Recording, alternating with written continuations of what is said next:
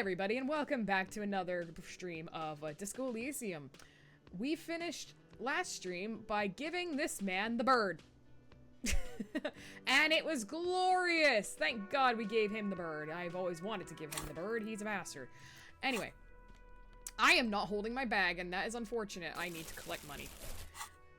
Let's go back.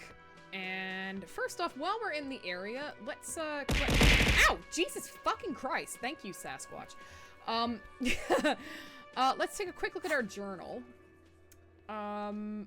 We should try and call Alice again, because I don't think she had that information, to start with. These ones I'm not going to be able to find right now. I'm going to go find the jacket. Spirit is eternal. Oh, Christ. The horrific necktie is getting ready for the endgame. Oh my god, that thing is killing me. Solve the egghead puzzle. Right, that thing. And sync the signs with Noid. I really don't want to, but okay. Let's actually go turn in some tar, because I think I have enough. And then we'll go and, We'll go back to the west and go look at the areas that we haven't been yet. I'm really interested in how to get to the rooftop for that woman. Let's see, tear machine. Thankfully I have enough medicine for now. The tear machine stands in your bottles clunk in. I got $1. It's more than I had before.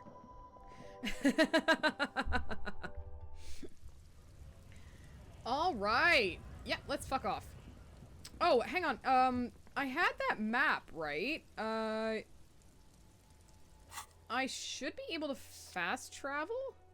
Yes. So I can fast travel to the fisherman's shacks. There we go. Great. Because that's my new home now. So at least I have a good point to travel from. We have talked to everybody in the fisherman area. But I haven't been around this way. Well, a little black swallow circles above you. You hear it chirp. Aww. A Boyd. I cannot go this way? Well, I should be able to... Oh, yeah.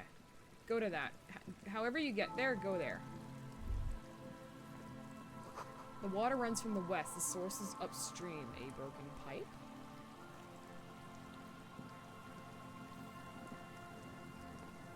Oh, there's a thing hidden here. I gotta get that. But I want to see what's in this box first. Okay! We're just going around.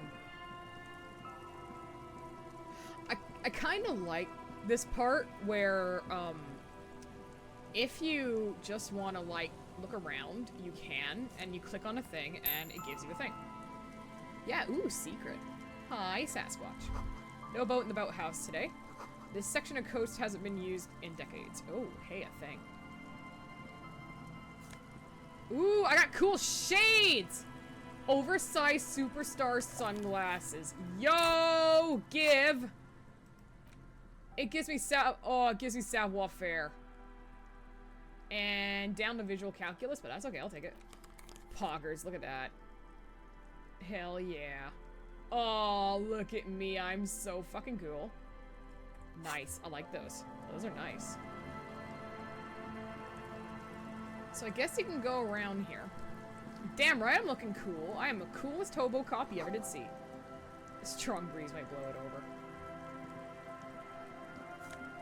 $1.15. Oh, have we got another wall to look at that I won't understand? Because that seems to be a feature.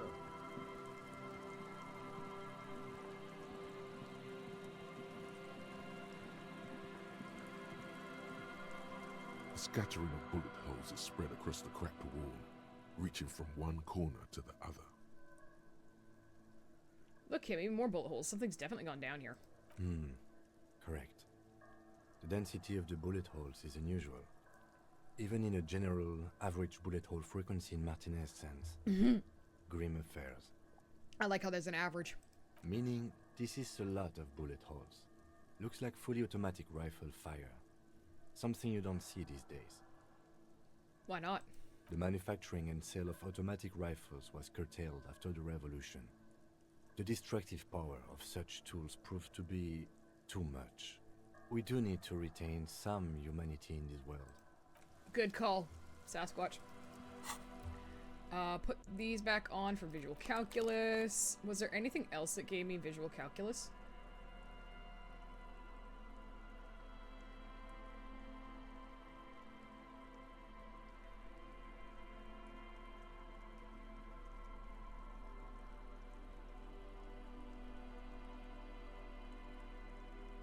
No, I should be good.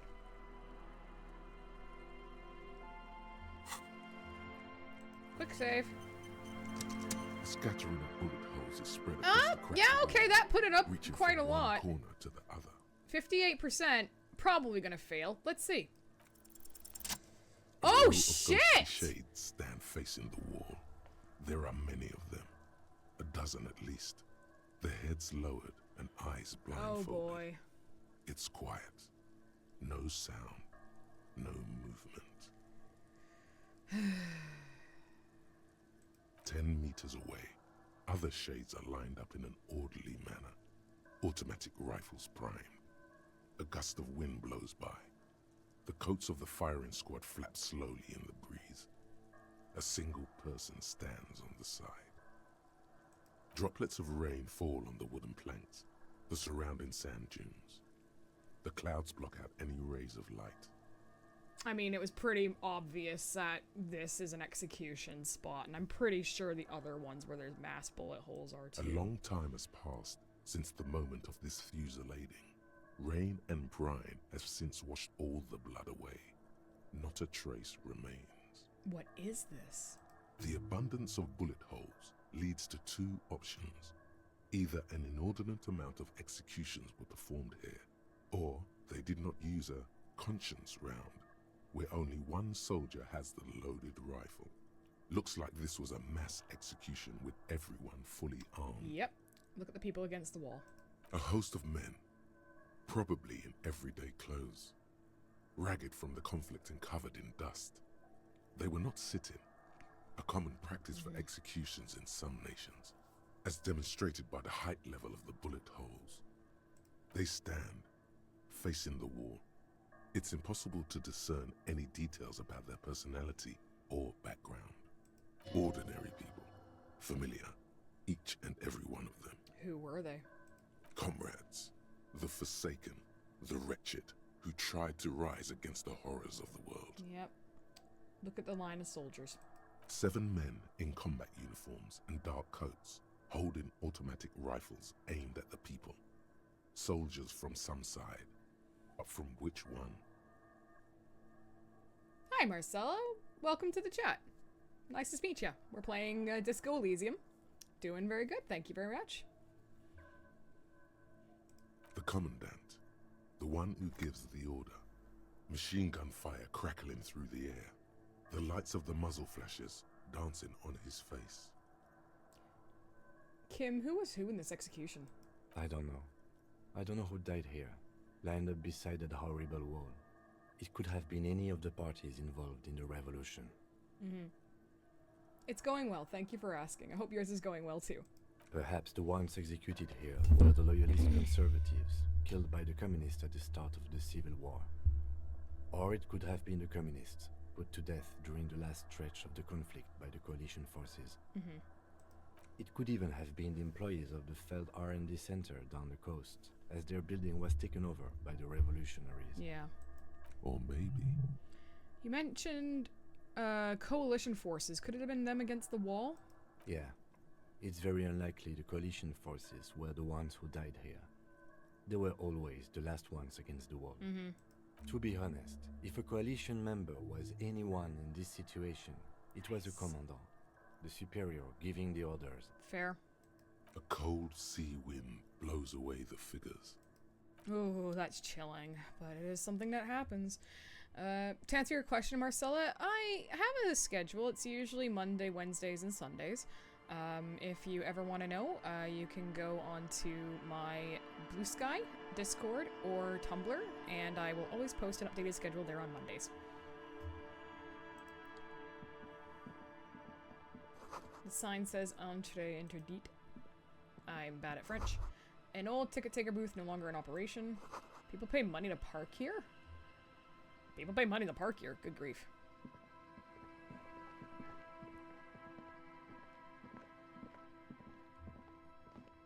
I hate it when he walks. I just want him to run everywhere.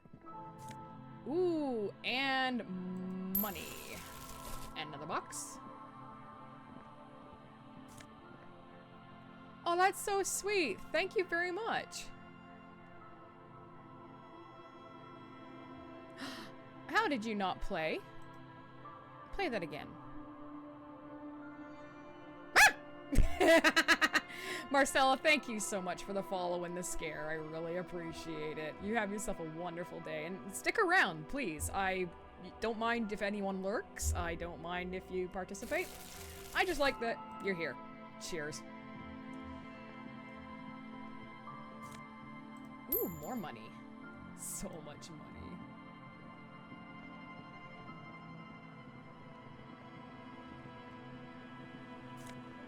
Oh! Found people.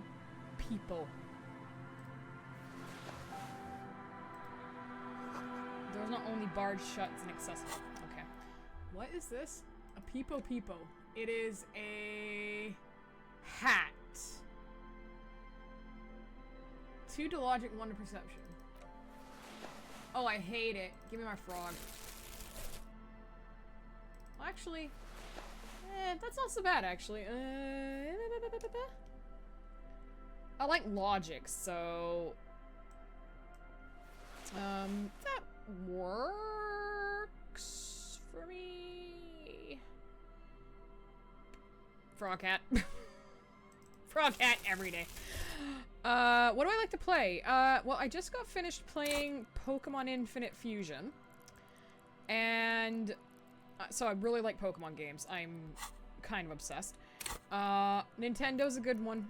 And then games like this, RPGs are a lot of fun. But I'm also a platformer. I kind of like everything. It really has to have, I guess, a good story or at least good artwork. Those are the kind of games I play, and if I can get into those. Do I want to spend a skill point? I don't care for Half-Light.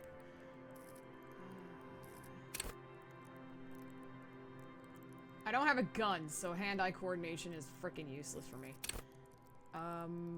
Empathy might be nice, actually. Esprit de Corps could be good.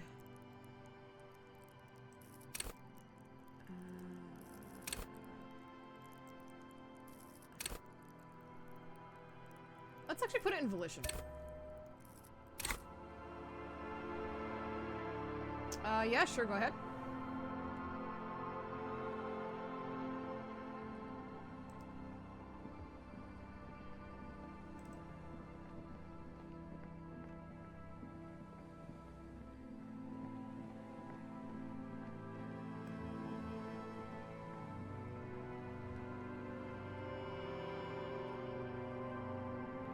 Okay, let's head back to that area I saw those boxes.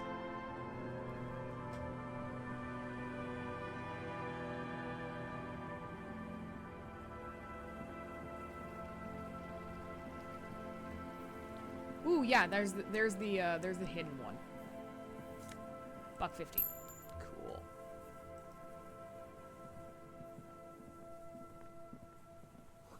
A rear tire motor carriage adorns these reeds.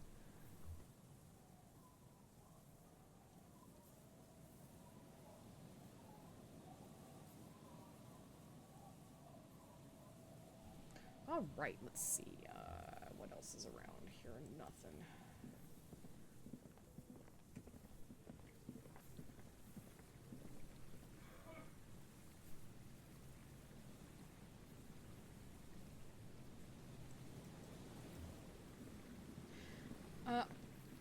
Thank you, Marcella, but I'm not actually in the market for any of that right now. But I will keep you in mind.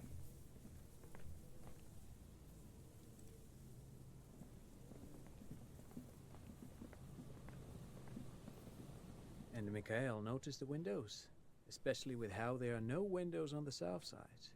This was to deal with. A blond man stands next to his son, pointing to the weather-worn ruins. He sees you approaching and smiles. You officers, come to investigate the historic subtext of West Martinez? I'm Tran Heilostam. That's a You name. must be Kim Kituragi, right? I was just telling my son about this building.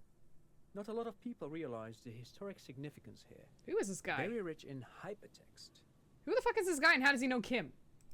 Nice to meet you. Hold on, hypertext? Yes, hypertext. Young Carp and the collection of cultural hyperlinks. He's just making up fancy words. This doesn't mean anything. Damn right. What was that about the windows before? Oh yes, so Mikhail. They had to deal with monitor glare, especially in the summer. They still had vector monitors back then. That was 49 years ago. So they didn't have windows on the south wall. God, I wish other places were as smart as that. I had so much glare when I used to work in the office. You and Kim know each other? No, I can't say that we've met before, but I've heard of Kim, of course. Mikhail, say hi to the officers. He rests his hand on the boy's shoulder. The child stays hidden behind the hem of his father's coat, clutching to his worm-themed coloring book. Mikhail's a little tired today. We spent all night trying to run Orbis on his radio computer. Have you heard of it? It's a programming language used in Grad. Quite tricky, but he wanted to play this Grad-made adventure program. We've been getting really into worms lately. Are they exploding worms? Sorry, Marcella, I don't have an Instagram. The man speaks in the artificial cadence of a professor, or someone who's been on too many radio shows. But I assume you're not here for giant worms when there are so many real things to see. Just as I was telling Mikhail before, this is where the Coalition landed in '08. We could be standing on what is the most interesting landmark in Revachol West. He points to the building again. This man is your half-brother. You feel it. But why? What's so fascinating about an empty old building? Aha! But it's not just any empty old building. He raises his hand to his eyes to shield himself from the freezing snow. All four of you turn to admire the mural before you. What not a lot of people know is, this used to be the R&D department of Felt Electrical. And Felt, which now sells ink cartridges mostly, was once a top dog in the turn-of-the-century cybernetics boom. Hold on. What's R&D? Look at the building. It looks old and weathered, with seagulls picking apart its stone and metal carcass. Bushy undergrowth has taken hold of the collapsed rooftop. Some kind of bird has set up a nest on a broken windowsill. What's an R&D department? I know what an R&D department is. He doesn't because he's a dumb hobo. Apologies, it's an acronym for research and development. They don't use it anymore. He smiles brightly, laugh lines around his eyes. Why is this fucking guy so perky? You're probably more familiar with RTD, Research and Technological Development.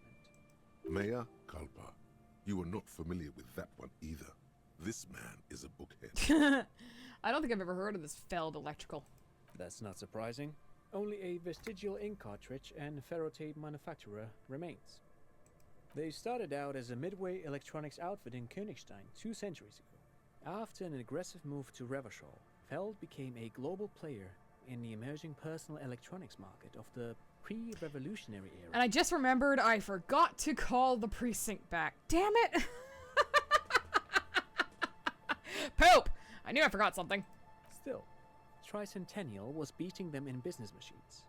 But Feld had an ace up their sleeve. Or should I say, they were developing an ace up their sleeve.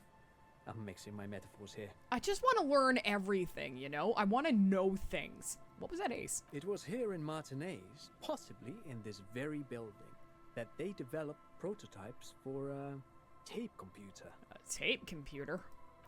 An elegant folding mechanism of rollers and ferrotape ribbons, portable enough to be a take-it-home solution. Revolutionizing business machines, possibly even bringing them to the average consumer, which is So a a feat of laptop. engineering even today's giants. Reem, ICN and ZUM haven't achieved yet. He grins, admiring the sentence he just produced. Indeed. What? The revolution! The boy wipes his nose on his sleeve. Unfortunately, their moonshot project never made it to the market. Feld's move to Revachol backfired. The revolutionary government liquefied their assets and expropriated those very advanced prototypes. Possibly from this very building, or one of the adjacent ruins. He pauses, pointing to the other building, then continues. All of this was built by Feld, even the boardwalk. Wild Pines built Martinez proper as a resort for their middle management. Feld built this side of town for R&D. Interesting. You're saying that Feld Electric built this boardwalk? Yes, they even built a pleasure wheel, but that got destroyed in the war. A pleasure wheel? The lieutenant looks wistfully at the horizon as if picturing gondolas rising to the sky. Yes, to lure in their star engineers. This part of Martinez was nothing but reeds before Feld arrived. They had to make the prospect of living here attractive. It was supposed to become a global center for innovation in cybernetics. But history had other plans. What happened to the engineers, the company people? Oh, I'm afraid it didn't end well for the boys. But this story is a bit too dark for little Mikhail here. Now, if you were to ask about tape computers... Nerd! What do the revolutionaries do with those advanced tape computers? They used them for military communications, but also to write and send out press releases. The most notorious example being Le Décret de Mars. What was that? What's the Mars Decree? I mean the radio transmission sent out to news agencies and world governments by the newly created Commune of Revachol on the 7th of March in the year 02. Okay. It's a beautiful piece of text, actually. A singer-songwriter I know, Charette, called it a love poem to Revachol on her political concept album, bsky.app. You should read it. Every local library in Revachol stocks a copy of the decree. I tried to get I Mikhail wonder to if the book memorize lady it. has one. Tried to. Someone was much too interested in worms to be paying any attention. Worms are better than nerds. The kid takes a peek at the green and silver worm on the cover of the book, already forgetting about this part of the discussion. How'd they work? Actually, no one knows. No one even knows what a computer made entirely of tape would look like. But word has it, they were very elegant. Exquisite, alien-looking turn-of-the-century hardware. He raises his finger, remembering something. 10 years ago, I did a little freelancing, I guess you could say. I was a special consultant for an exhibition at the Womty Dumpty Dum Center in Vredefort, Oranje. No, what? It raised the same questions, and we had lengthy discussions with Paul Ockerman, who was head curator at the time. This was before the twins Keith and Guy Juice joined the team, trying to... Wait, did he just say Wumpty Dumpty Dum? I am so glad that the game called that out, because I went, excuse me? He did it. He said Wumpty Dumpty Dum Center, like it's the most natural thing in the world. What the hell is a Wumpty Dumpty Dum Center? And who the hell are Keith and Guy Juiced? The Womty Dumpty Dum Center for Contemporary Arts. The exhibition itself drew on Lagerman's notion of memory, and so there were some parallels. That's why the head curator, Paul Ockerman, chose to... I beg your fucking pardon. You're making this up. Kim, is he making this up? In fact, I'm not. The Womty Dumpty Dum Center is a place you can visit if you're ever in Vredefort and are ever in the market for an exhibition space / I contemporary art need this research thought. center. Next level up, I'm unlocking this thought. But perhaps I should return to the tape computers. As I was saying, the device itself was very elegant, fragile even. One could write The directly fuck is this on the guy? tape using a special chemical solution. The machine would then analyze the handwriting, perform operations, and project output onto a white screen. It was a beautiful, delicate thing. I wonder if that's actually the box I have. Made of black film and folding tape structures. RCM should get some of those. Even one would be very useful. Though I understand the socio-economic causes of the revolution, it pains me to imagine the revolutionaries setting fire to the precious device. But so they did. The Feld playback experiment vanished into the fires of 07. Wait, the Feld playback experiment. Yes, the official name of the prototype. Some sources report it as the Feld playback experience.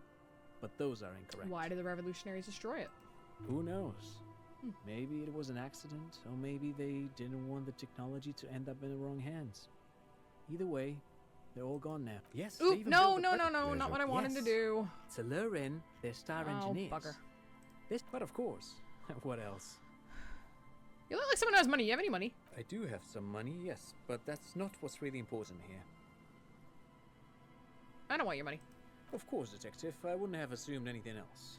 Matter of fact, I don't know if you're familiar with this, but the Vespertine Department of Justice has published a rather interesting paper on the criminal profiling guy's in a former fucking socialist states. Have you read it? This guy is me. He's like been on Wikipedia for the If not, rest of his then you life. definitely should. If not for tips and tricks, then just for theoretical curiosity. Anyway, that's just a little something that sprang to mind. Nerd. You were saying? Bye. No, thanks to you for having... That sure was a thing that happened. Lots of talking. The fence blocks the path, but I can. Ooh, steal this shit. $5! I think I have enough to sleep in the hotel if I want. But I also have a free shack. You see a once bright mural towering above you. The signage has peeled off over the years, but you can still make out Feld Electrical R&D. Yeah. A slogan used to intertwine with the loops a long time ago. Now, only a shadow of peeled letters remains. It says, "Tomorrow is just a whisper away." Looks like tomorrow never came. Sad.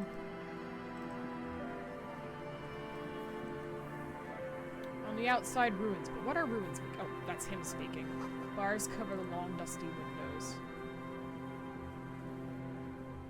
Oh, hey. How do I get here?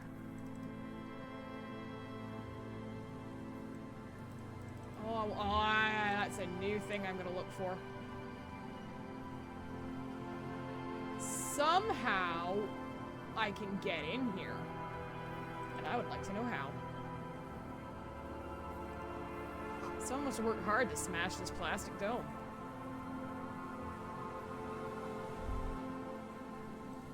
Buzz hum. The electricity flows through the electricity flows through the wires with audible power. Someone wanted to smash a telephone pole? That's not unusual. What is this? A metal payphone under a yellow plastic dome. You could use it to call someone, unless Who the you're fuck would I out of call? change.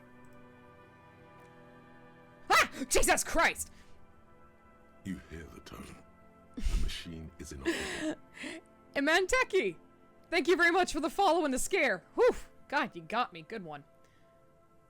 Okay, 10 cents and dial a random number.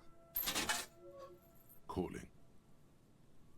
Still calling. This feels wrong. Should you be doing this? End of tone. Someone picks up. Pierre? Is that you, Pierre? The voice is female and sounds about 100 years old. No, this is not Pierre. Do you have any news about Pierre? Who is Pierre? He's my sister's grandson. He used to visit me as a lad. Fine young man. But who are you then? A salesman of some sort? Modern goods are rubbish, and I can't afford them anyhow. It's a shame what you did to our country. The woman moans and the phone lines howl in unison with her. I'm not a salesman, I'm just calling a random number and you somehow ran with it. Yes, I'm a salesman. What exactly did we do to your country? I don't know who I am, but who are you? No, I'm a police officer. To hell with the police. To hell with you. Her voice is Damn! drowned in white noise. Sounds like waves washing a beach, growing in volume until the call suddenly disconnects. You get a sinking feeling. It makes you look if Lieutenant Kitsuragi overheard you. To your relief, he did not. Do it again! Calling. Still call again? Seriously? Yeah! Someone with a Oh. masculine voice picks up. Hello, Gerard speaking. Who the fuck is Gerard? Hello, Girard. Technically speaking, Your electricity. Is electricity there? I need to speak with electricity, please.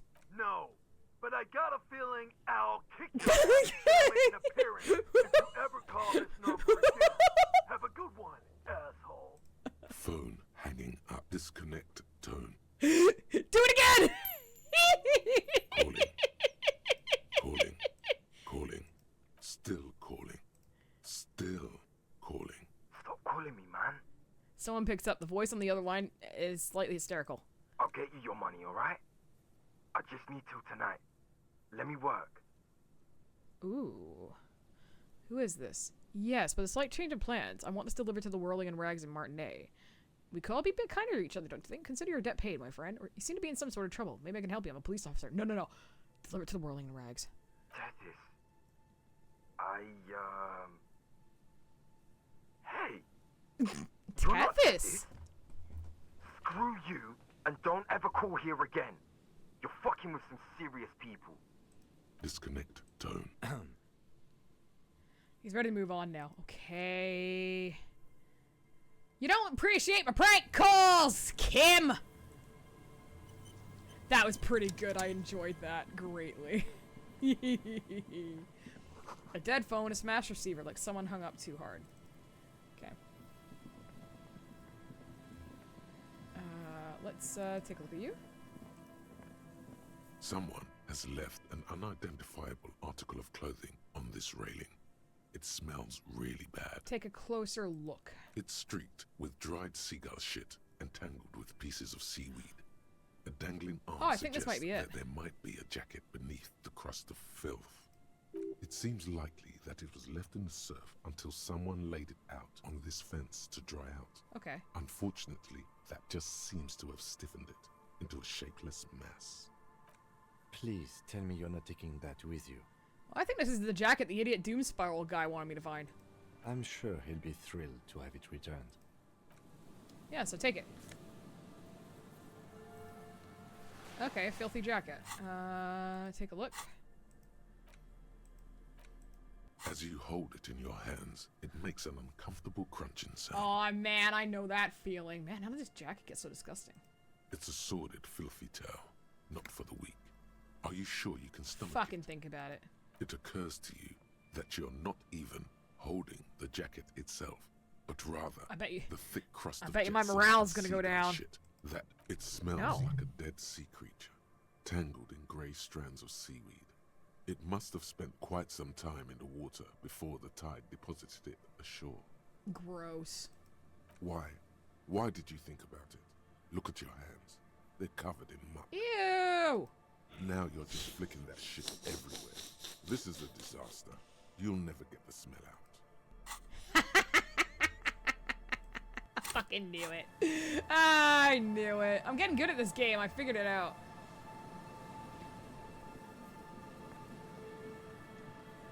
Ooh. Another postcard for chimpanzees. A coin-operated weighing machine hasn't been used for a decade. Ooh. Ooh! Megabino's prescription lenses. Ooh. For nerds! Vagrants have recently painted the tarp red. Water drips from it.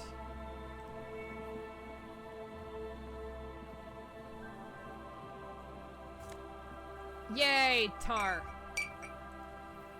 Give me my bottle money.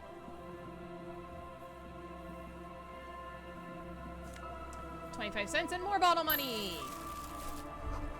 A makeshift route. Vagrants try to make the boardwalk habitable. The tarp will keep out neither rain, no snow, no wind. Ooh, money. Give me money. Money. Money! Yay. What are you?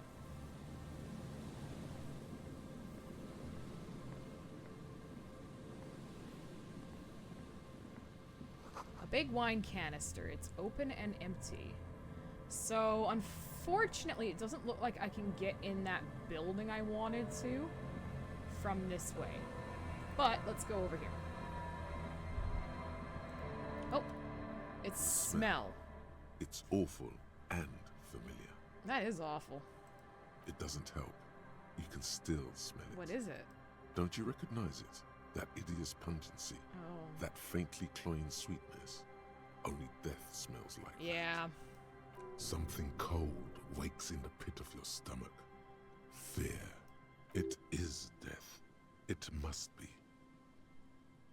Heads up, Lieutenant. Something's not right here. The lieutenant has already brought a handkerchief to his nose. Was there another thought I had? Yeah. These floorboards look rotten and weak. There's instead an antiseptic package and a crumpled kebab wrapper in the trash bin. Examine it. 2 empty bottles of Tallulah vodka and a can of black potent porter is all you find. No, there's more in there. Livis strawberry liquor, plus some Pilsner bottles too. Better not pick them up. They seem unhygienic. A tragedy. The lieutenant looks in the can, eyes watering from the smell. Examine the cigarette package. Whoever tossed it here was a heavy smoker. The brand name reads Red Astra. Examine the kebab. You see traces of mayonnaise and ketchup on it, as well as a tomato wedge. The wrapper reads Shish Kebab Revachol. It's no older than a day or two. No mold yet. It's hard to concentrate in the smell. The sea air brings some relief. Is this guy fucking dead? Jesus. He might be dead. He's fucking dead. He ain't moving. This coin-operated viewer's been out of order for years. Stop messing with the coin viewer and hold on to something. The wind is so strong. I think he's dead. A man lies on the Yep. boardwalk. Oh His no! limbs bent and neck turned at an unnatural angle. Right next to him is an empty bottle of spirits. In his cramped hand, a chewing gum wrapper. The working class corpse. Half of his body has slipped between the cracked boardwalk, starting with the right leg. The fall has left I him think I found the broken, husband. contorted like a sad puppet. The smell is not as bad as a 2-week-old corpse, but it's definitely heading there. Hold on. The lieutenant squats next to the corpse and examines his face. 2 bulging eyes stare back at him, void of any signs of life. Lividity is faintly pronounced. Whoever this is, he's been dead for 2 days. No longer. We need to investigate. He stands up and shivers as a gust of wind blows through his bomber jacket. Another dead body. This is your job. Steel yourself. Hell yeah, here we go. Calm now. Carefully. Just another day. Just another dead body. Breathe. Let me actually stop for a second and take a look at my items. Visual Calculus 2, Inland 1, Esprit de Corps 1, Perception 2's good. Maybe I should actually put on some Composure, though. Let's see. Esprit de Corps. What have I got right now? Visual Calculus. I'm keeping this commander's jacket on. Encyclopedia.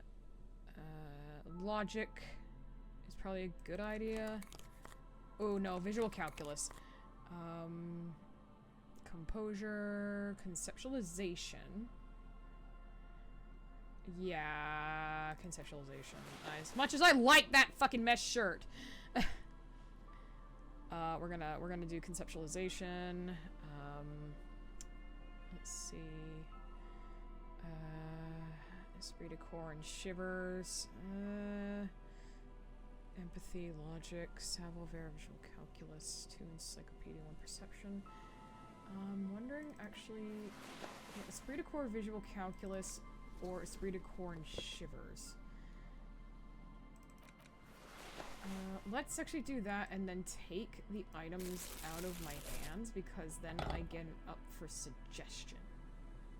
I get +2 to suggestion with empty hands. Actually, what if I put, I'll put my notebook in my hand, actually, because that's a good idea. And, that's, I think what I'll do. Okay. Alright. A man lies on the boardwalk. His limbs bent. Actually, before I do, quick save. Alright. A man. He's wearing mud-caked boots, beige trousers, and an old brown leather jacket with a bright blue lining. There are traces of kebab sauce on his chest. A cool leather jacket with a bolt of blue? Oh no. This sounds terribly familiar. it's the husband. It's the husband. Search his pockets. You find some sunflower seeds and a rain-soaked library card folded into two. His jacket feels sodden and heavy under your hand. Good. We should take a look at that library card after this is done. Study the man himself. The man has fallen through a crack in the boardwalk and hit his head against the metal bench. Coagulated blood covers his black hair. One of his feet is still dangling through the hole. You have to be quite inebriated to fall that bad. Well over a liter of pure ethanol. 3 bottles of wine, or 1.5 of spirits. Or maybe it was just dark. Yeah. When damp, these boards are really slippery. Even a sober man could lose their balance here. Examine his face. His expression is dull, like the sea behind him. Drops of water shining on his moustache. His eyes, empty and wide, look frightening in their frozen gaze. Height, 170 to 175 centimeters. Curly hair, stout build. Age, approximately 50 to 60 years. He was just about to head home. The first step back home proved to be his last. Yep. That's what the chewing gum seems to point to as well. Alright, what about the surroundings? There's some dried blood on the metal bench, right where the corpse's head rests. The floorboards are rotten and slippery wet around the hole. An empty bottle lies nearby. A chewing gum wrapper is clutched in his fist. Be very, very careful where you step here. A dried chunk of blood covers the hair at the back of his head. An open wound. It's sticky and cold. Yeah, so he fell in the hole and cracked his head on the bench. This is where he came out of himself, drop by drop, when he was unconscious. It took 3, maybe 4 minutes. I don't see any other major wounds, do you? It's hard to say. Seems like the head wound was fatal. It's exactly the shape of the bench. Examine the bottle. A 0.75 liter Tallulah vodka with its cap missing. There's hardly anything left inside. It's mid-market spirits with a slight touch of menthol. The man meant to enjoy himself, have a good time. Tear all around us. Examine the chewing gum wrapper. Bluesky spearmint chewing gum. Green leaves on the cover. The man's mouth is half agape from the terror of the fall. Gotta look in. It's a field autopsy. The blackness of death. Stench. You think you see white chewing gum too. Confirmed. Nearly the whole pack is there. Solidified on his lower rear teeth. He ate the whole pack, right? It's to cover the smell of alcohol before going home. Yeah. The worst thing is, I've seen it before. Almost the same scenario. Even the chewing gum. It's always the same. The entire boardwalk creaks in the wind as you take a step back. Who is this man? Looks like one of the locals. He'd have to know this spot to come here. You don't just walk over here. He looks south the way you came. But that's just a lazy assumption. What do you think? A dead working class man with a bottle in his hand? Don't deceive yourself. You know who this is. We know who this is. It's the working class woman's missing husband, dead on the boardwalk. The woman you met at the book stand? Why do you think it's her husband? The library card. He was supposed to return a book. I can't see a book. So he took the book to the library, then came back and thought, I'll have one. I'll have one drink before I get home. Just one drink. I have my cool jacket on. I took the book to the library. I've earned This is fucking sad. it. The view from the lookout is beautiful. This is sad. Damn it. He's definitely someone's husband. Lieutenant points at the gold ring on the man's left hand, the flesh around it swollen and pale. What do you think happened here? Death by misadventure. He slipped and fell through the boardwalk. A truly unfortunate accident.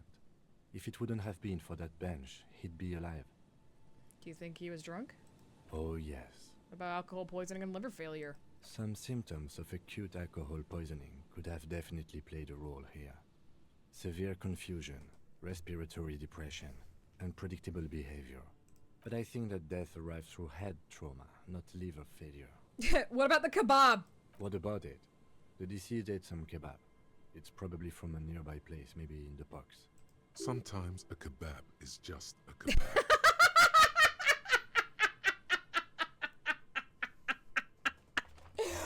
Oh my god, I'm writing that down because that's a great episode title. And sometimes a kebab is just a kebab. I love it. I'm saving that. That's either a raid message or an episode title, or I don't know what, but I love that line. Sometimes a kebab is just a kebab. They'll seal this place off after the news reaches the coalition officials. I doubt that they have enough resources to actually repair the boardwalk. Not that sealing it off would keep anyone away. All it does is keep the city council's hands clean. Why not both? What? Why not? Why not? What? Why not both? What does that even mean? What? What does that even mean, Sasquatch?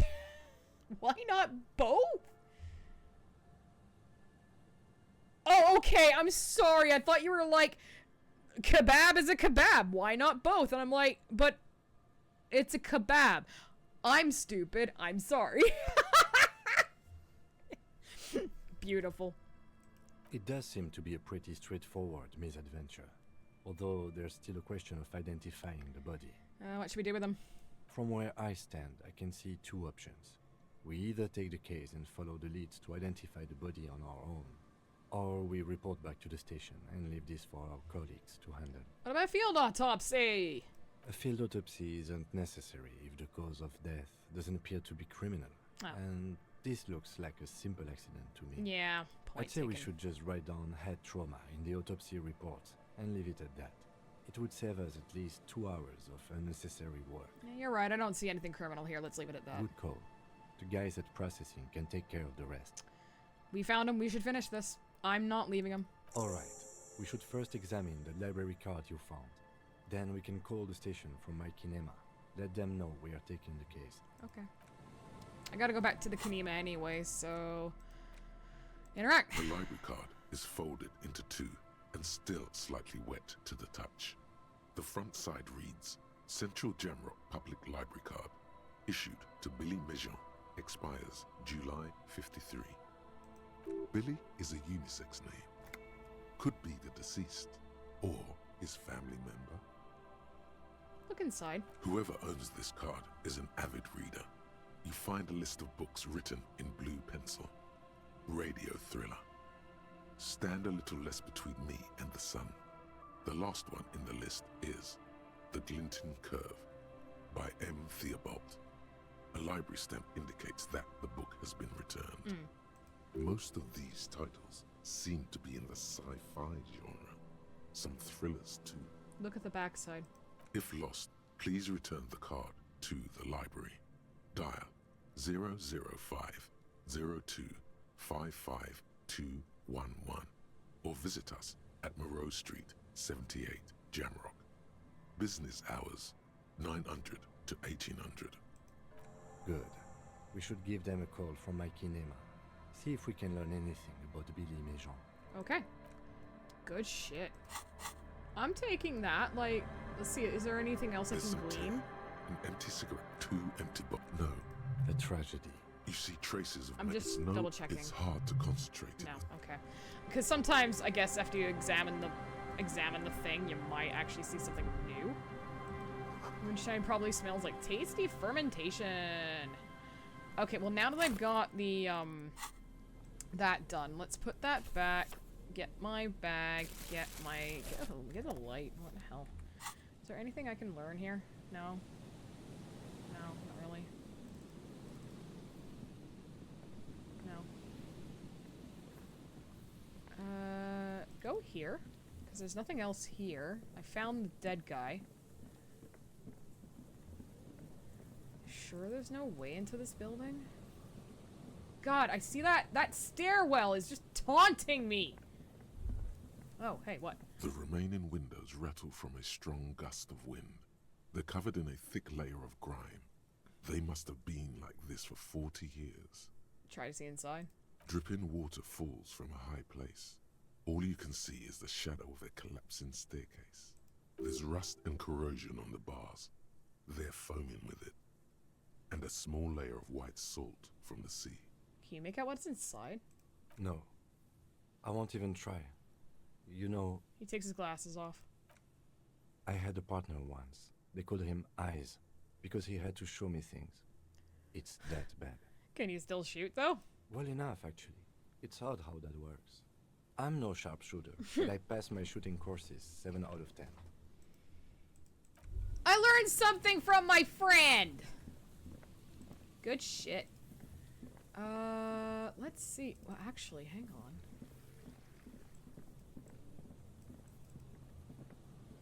Yeah, I haven't been down here yet. So, hi. Oh my god, is it him? Is it him? I think I found him. Hello! Replace that with the crowbar. Must carry a crowbar. Hello! It's you, the dude! Here we go. Morale! Nice and easy. No way out, little guys. Not out of this jam. Hello! There's a cylinder on the ground in which the man is arranging some netting. It looks like some kind of trap. He notices you. Who's there? Oh, the police. Hello, officers. Is that the police? Why are the police here? Hi, Gary the crypto-fascist. Don't worry, Gary. I'll handle it. You must be Morel, the cryptozoologist. To what do I owe the pleasure? Lena sent me. She's been really worried about you. She's waiting for you to get back. Of course. Thank you for passing along the message. That damn water lock is broken, and we can't go all the way around the 881. The water lock's been fixed. It was fine when I crossed it. Oh, good. We should really be getting back. Gary could use a hot shower and a warm bed. Did he say we can go back now? Yes, Gary. We can go soon. If you see Lena, tell her I won't be long. Sir, your wife is waiting for you. I just have to do one more round. See if the phasmid has taken the bait. Then we go in. Tell me about the phasmid. Well, first of all, it's damn difficult to find, which is why we've been knee-deep in the reeds laying traps for it. What makes it so difficult? Good question. Being a phasmid of the order Phantasmodea, a ghost insect, it disguises itself as plant matter. In this case, the reeds. I'm always interested in Awful lot of cryptids. reeds around, aren't there? And I suspect it may have also developed other specialised techniques to protect itself from predators or scientists in our present case. Hold up a second. Can I... Yes. Where was it? Wumpty Dumpty Center, motherfucker. I want to learn this so bad.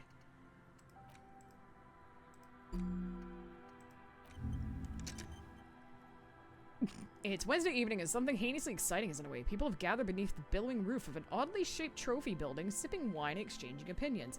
29-year-old Wonder Twins, Guy and Keith Juice, are the stars of the show with their bomber jackets and white sneakers. Jedward? Head curators of this art exhibit. Oh, it's the Wumpty Dumpty Dummiest event of the year, and all the cool kids have RSVP'd. Where are you if you're not there? I have got to know what the fuck the Wumpty Dumpty Dom Center is. I have to. It's not even a suggestion anymore. I have to do it. How big is it? I'm expecting it to be quite giant. One known species of phasmid, called the Megaphasmodea zoensis, is about the size of a grown man's forearm. So, He leaves the conclusion up to you. What special techniques does it have? it's my hypothesis that it has evolved certain electrochemical defenses This is the that best allow game it to ever. interfere with animal perception, impeding pattern recognition, confusing the visual cortex. It gets you high? But I cannot describe how these defenses work, much less how they evolve, without studying a live specimen. Yes, it makes perfect sense. You're beginning to suspect there's something paranatural about this phasmid. What have you discovered about it so far? Very little, I'm sorry to say. No one's ever captured a specimen, so all our information is based on first and third-hand accounts. No one's ever found one? Not yet. That's what makes it a cryptid. Yeah. Just out of curiosity, if there's no proof of its existence, how do you know it's real? My God. I know it's real. The cryptozoologist says, brusquely enough that even he seems taken aback by it. By which I mean, I've heard enough first-hand accounts to believe quite firmly that the Insulindian phasmid is more than mere superstition. What do you think makes you think it's here? There was a credible sighting here recently. A pair of teenagers described a creature that matched the Insulindian phasmid to an uncanny degree, despite not knowing what it was themselves. It's the first credible sighting in several decades. Admittedly, it's an unusual location for this species, but with all the sewage runoff upstream, it probably doesn't matter much anymore. Maybe it's died out. I have to resist the thought. Such an extraordinary creature is doubtlessly highly resilient. After all, it's generally thought to be capable of parthenogenesis. Fuck off. Parthenogen. I've actually failed that! Parthenogenesis? Yes. The females don't need males to reproduce. Makes it easier for a species to survive in adverse conditions. This arouses no special feelings in me. And it shouldn't. Nature does not concern herself with ethical propositions. As a scientist, my interest is strictly dispassionate. Tell me more about the traps. Well, Hi, hamster. They may not look impressive, but Lena designed them quite cleverly, so I'm sure they'll do the trick. She designed them. Yes. He said with some pride. How do the traps work? Simple. Attracted by the locusts, the phasmid crawls down the funnel and, having eaten its fill, can get back out. At least, that's the intention.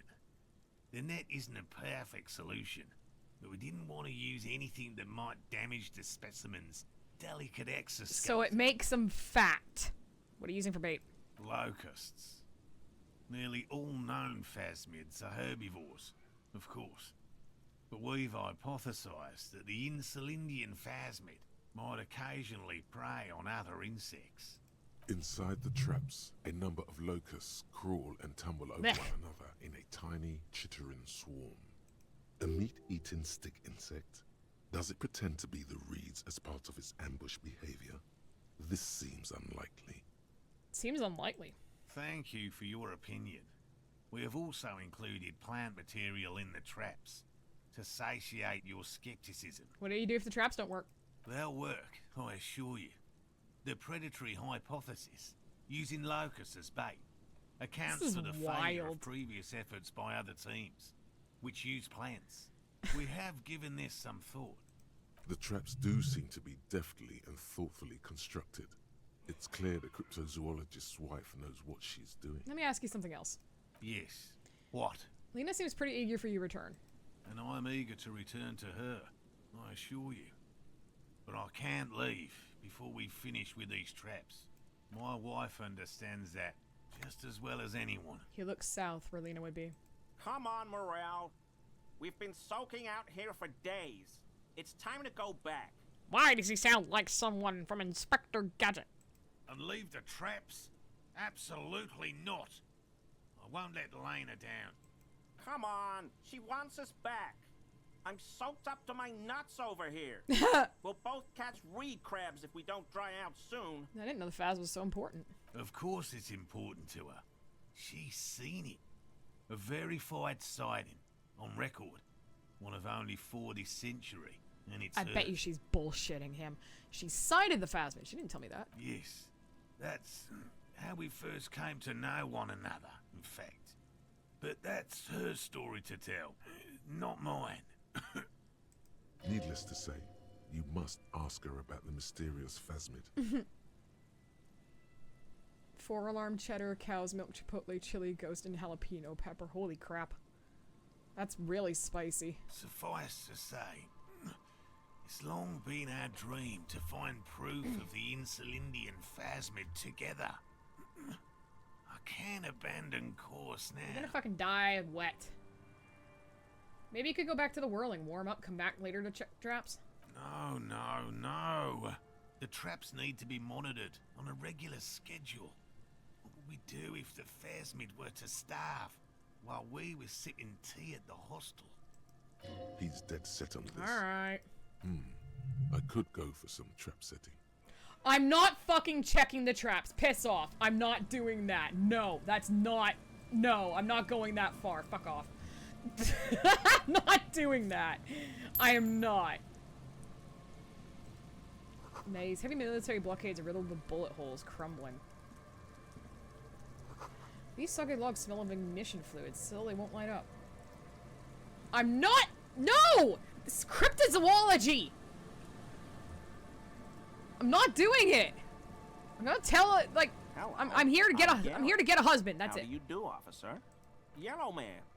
I mean, officer. You racist motherfucker. I'm gonna punch you in the face. The lieutenant raises his eyebrows slightly and takes out his notebook. Yellow man. Interesting.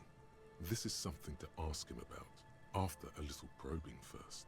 I'm just waiting for my friend Morel to finish up with his insect traps so we can return to civilization. Not a lover of the great outdoors? I like nature, just not this bloody coast. It's mostly drunks and degenerates that come here.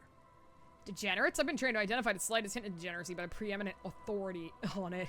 Drunks and degenerates, that's my crew. Sadly, I think I might be a drunk or a degenerate, maybe even both. Nobody's perfect. I'm sure you've been tempted to drink. I'm gonna go option 3. Dark times will do that to good men.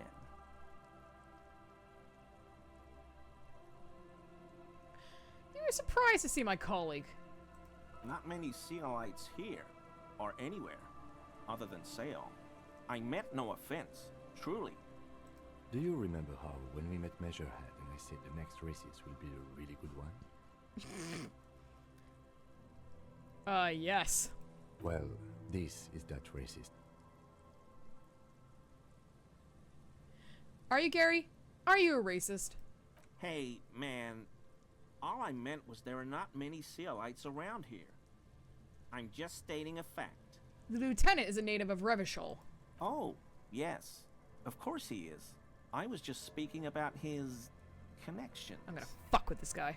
Let's change the subject, okay? Is this your mug? My mug? Why would you think that? You said yellow man. That's not something many people go around saying. Really? I hear it all the time. All in jest, of course. No offense meant to anyone. Still seems suspicious. Did I mention the mug was found at the scene of a lynching? Okay, I admit it. I threw the mug away in the trash container behind the hostel. Ah. I know I shouldn't have, and I am very sorry, officer. You're not going to find me, are you?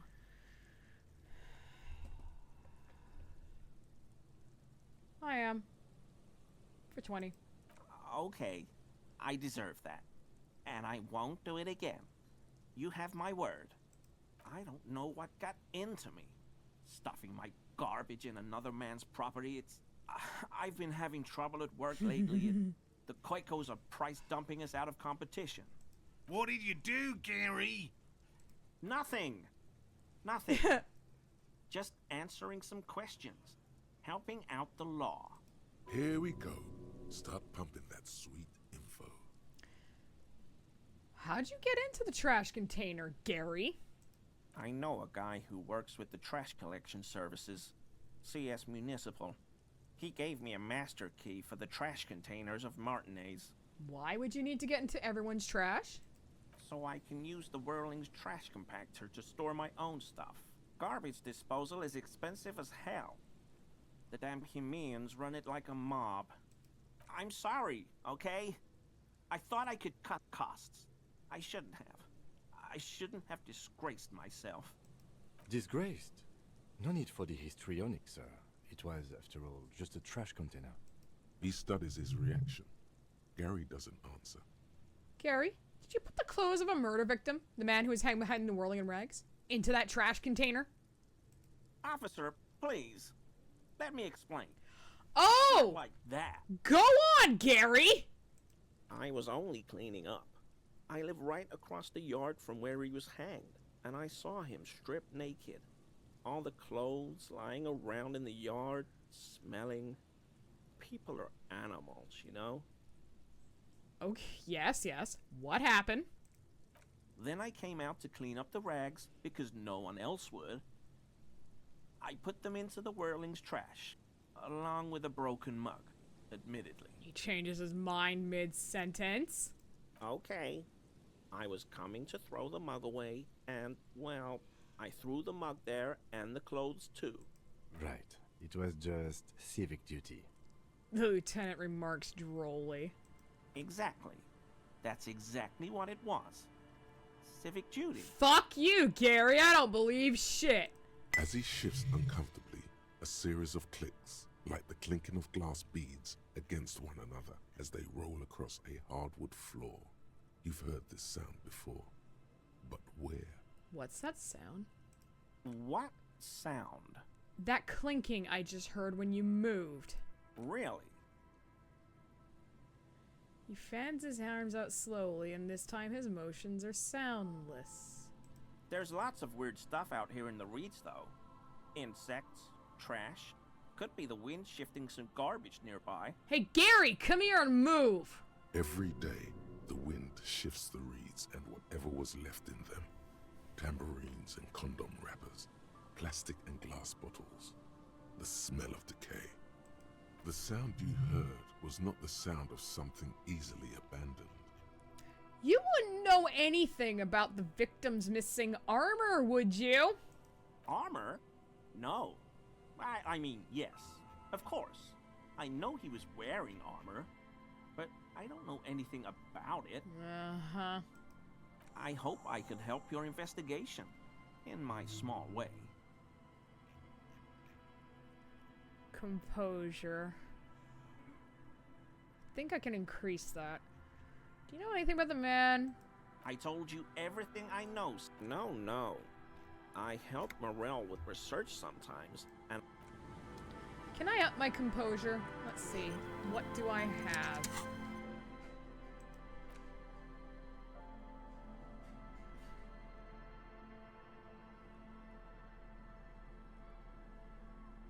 +1 in composure. +1 in composure.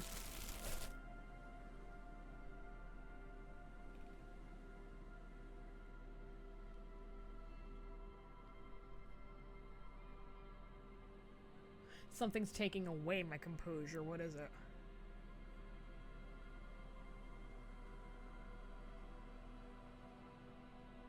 Why have I got minus? Oh no, my composure is 2. Okay.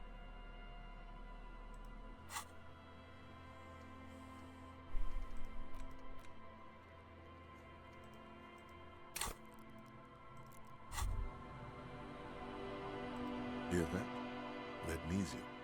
That's what you're lacking. The lack of magnesium has you slouched. Hey! The magnesium levels in your blood are dangerously low. It's about the low magnesium levels and not the high alcohol levels. So there's a lack of magnesium in me? Yes, and it's critical. Look at yourself. You're practically devolving into a fish due to the lack of magnesium in your bloodstream. So I need to maggot sideways? Maggot sideways? What are you talking about? You need to maggot up. You've probably had 2 heart attacks and a minor stroke already. And the only prescription is insane amounts of magnesium. You're saying I need to become a magnesium-based life form? Yes. If you want to live, you need to evolve. You need to transcend the carbon barrier. Go to the apothecary and buy insane amounts of magnesium. What the fuck? It will reverse the damage to your circulatory system. I don't think that's how that works. Just remember, it's not the alcohol. Buy more of that too.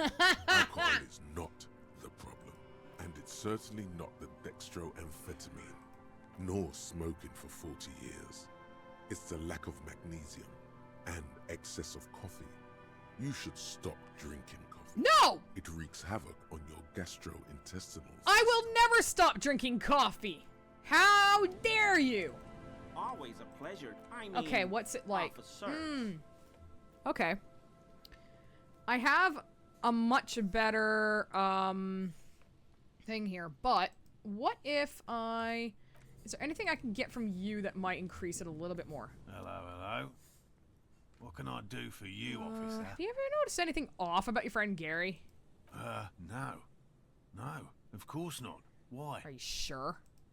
Well, he's been a little unenthusiastic about the trip. More so than usual. That's understandable. He just wants to get home and warm up. Okay. Maybe that will help me, because sometimes if you... I've Always noticed a that if pleasure you to see ask an- someone I else a mean, question, you can sometimes officers. get... damn. Well, I tell you what, maybe I'll put stuff into composure after, because this motherfucker has something. But it's 42%. I've gotten passes with less. Let's go. Fuck! He's looking comfortable enough. Maybe it was just beads. Sounded like beads. But what kind of beads might a man like Gary be hiding beneath his clothes? I have so many questions here. Gary, are you cross-dressing? Are those prayer beads? Are you currently sporting anal beads? I'm making a poll.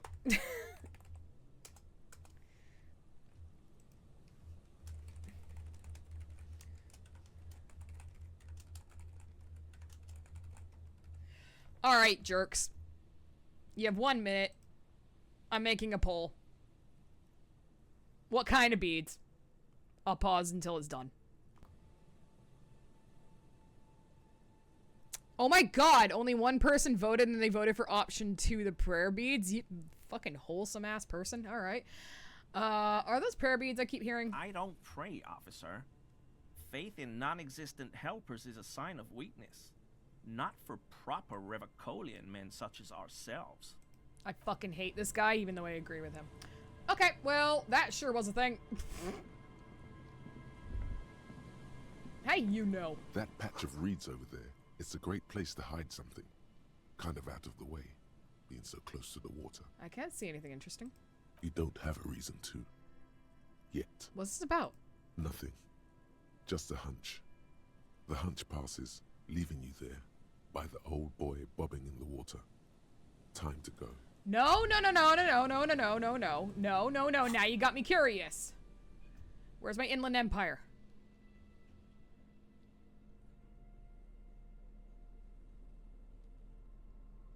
Inland Empire is already +1.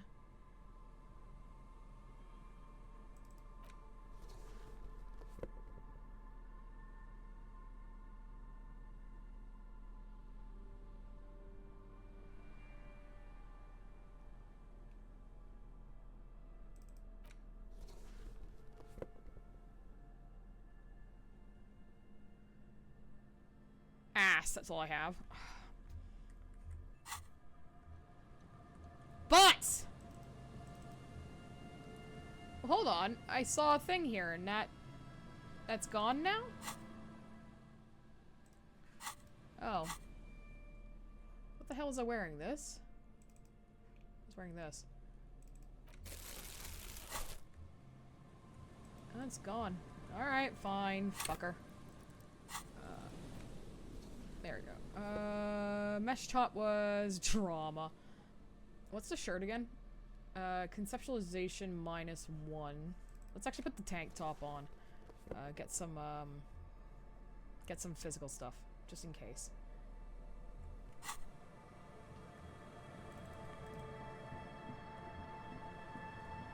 Nothing around. Alright, I'm actually going to run back then. Can I not? That's interesting that it won't let me fast travel to Martinez. Oh, I find that interesting. Okay, fine. Well, we found the cryptozoologist, so I'm actually happy with that. let's go this way.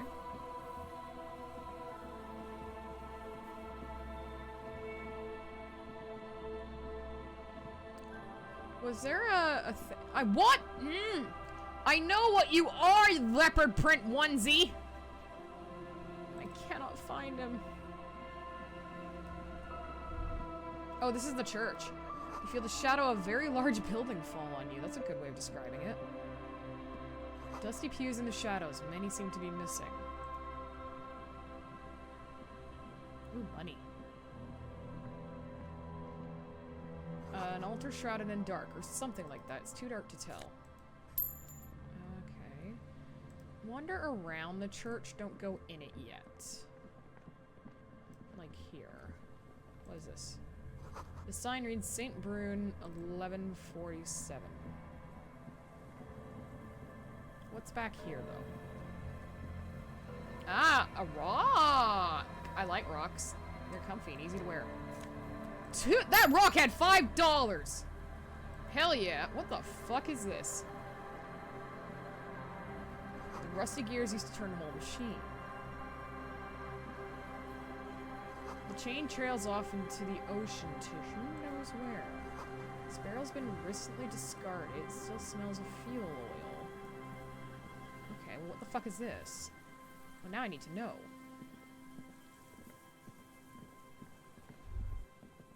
An old door, worn by elements, guards the depot. The wind has blown a sand dune in front of it. The door hasn't been opened in a long while. You see a handle. What is this thing, anyway? It's military. A service depot of some sort. Used to serve as what? The washerwoman mentioned a depot at the coast. She said it was for moving ammo and cargo across the bay. This might be it. It may have been used to serve as an aerostatic battleship in the atmosphere, or a fortification, like a sea fort in the bay. Okay. It's an impossible red check. I'm not going to do it yet. But I am going to go on a quick break. Get 5 minutes, take some water, that sort of thing. If you're watching the VOD, it'll be instantaneous. But if you're watching live, we'll just be back in 5 minutes and we'll run some ads to kill pre-roll. See you then. Okay, let's resume. Let's go this way, I guess. Not seeing anything. Ooh. Yeah, don't look behind the curtain. There's nothing interesting, I swear. Cigarette butts cleaned away under a rock. Brand Tiomutri. Ooh, that could be helpful. Anything over here? No. Ooh, what are you? Oh. You take a mental note. Tiomutri. Seems important somehow. Someone made a campfire here a long time ago. A rusted broken control box for the radio relay tower. The ladder's too rusty to climb. The sea air is eating away at it. This relay tower coordinates boat traffic in the bay. Barely. What's in the box? Ooh, a fucking tie! A scented scarf! Ooh, fancy! Hilarious. Like a queer. Not that that's a bad thing. That's funny. No, I'll keep the hideous fucking tie. Horrific necktie gives me Inland Empire. That's fucking hilarious. Alright. Tiny inlets there, often a far distance where the posts trail forward. Okay.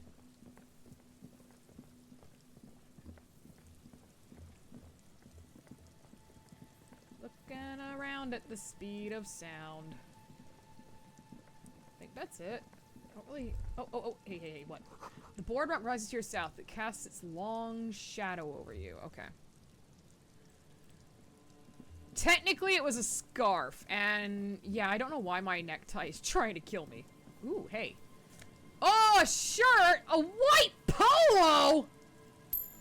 Are you high? Fuck yeah! What did they give me? -1 empathy.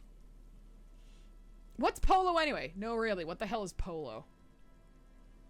The shirt looks worn and smells a bit. You can't help but wonder, what would leave it stuffed in a tar container? What kind of man would even wear a polo shirt? This might be one of life's mysteries that will never be solved. I actually look kind of good. Look like a fucking dweeb, actually. Okay, well, we're gonna walk back, because I've got a couple of things to solve on the way. Oh. Nothing over here.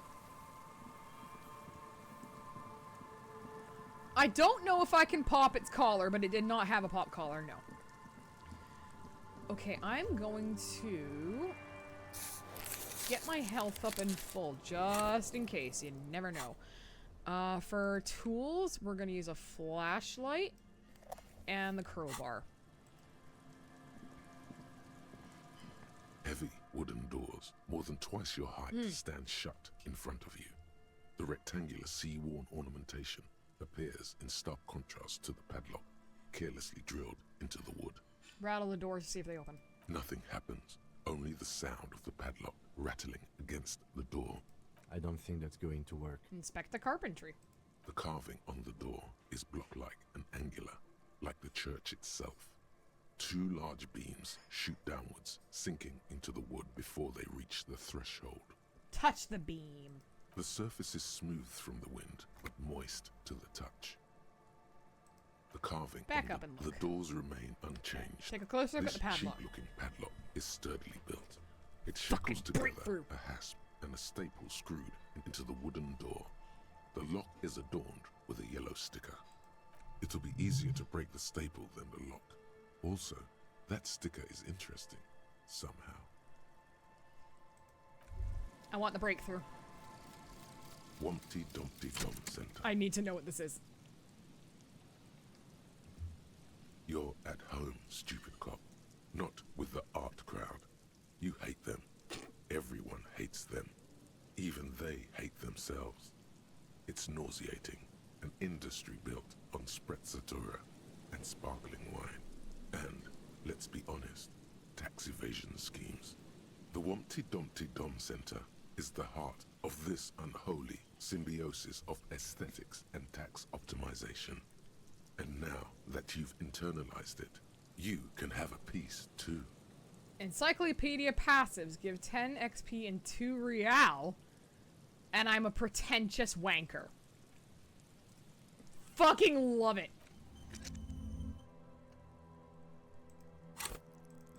I know what that means. Clothes. We're gonna put on our hat! Encyclopedia!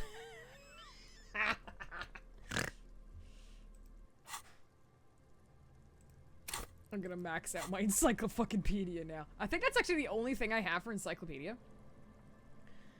Let's see. I have so much drama. It's hilarious. Oh my god, yes.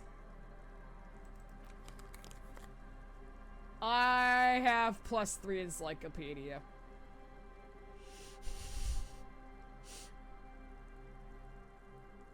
Hilarious.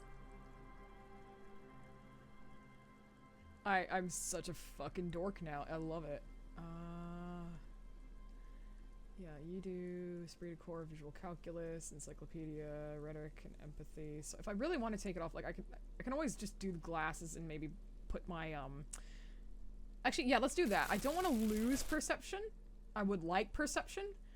But the glasses give me +2 encyclopedia, so that's fucking great. I think this looks good. Heavy wooden doors, more than twice your height. Look at the sticker. You see a yellow circle with 2 X's and a big curve below them that looks like a mouth. You're pretty sure you haven't seen it before, but what the symbol depicts is clear enough.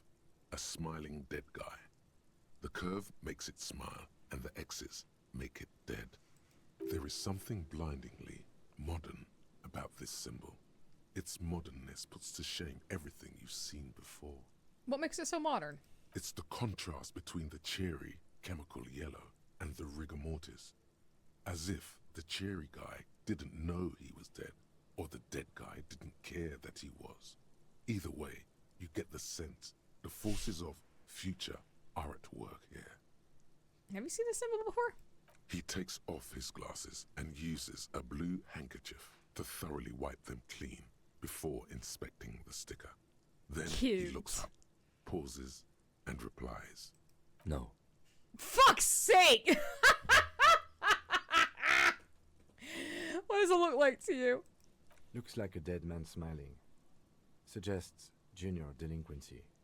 What is suggestive? I haven't seen that sticker before, and I'm not a youth. I agree, it's very modern, but does the cherry guy not know he's dead, or does the dead guy not care that he is? What is the source of the irony here? That level of conceptual thinking is not part of my skill set. Ooh. Try to peel off the sticker without ripping it. There's nothing like the sound of the Nice. sticker unpeeling.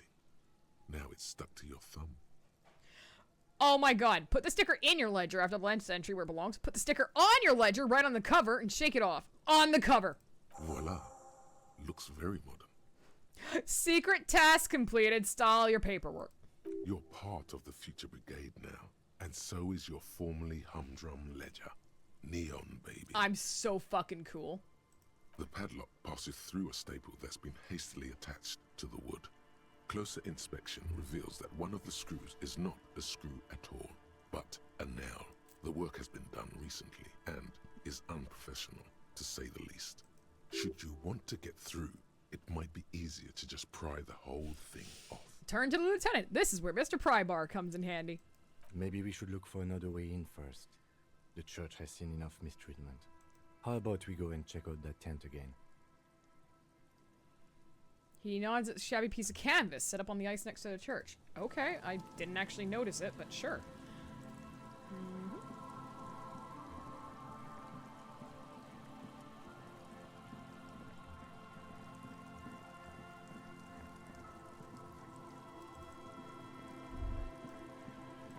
You see that seagull up there?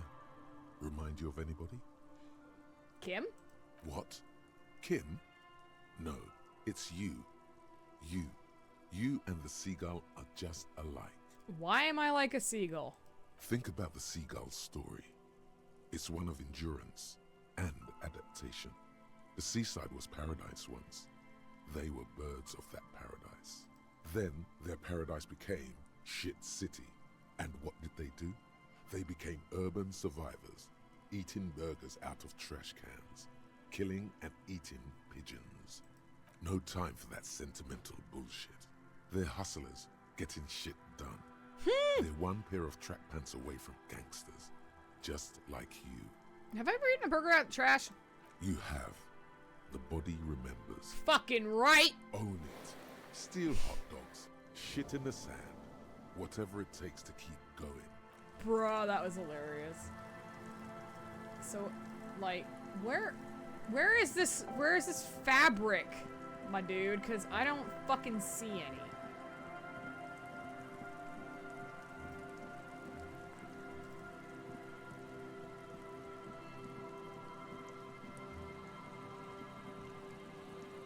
Next to the church?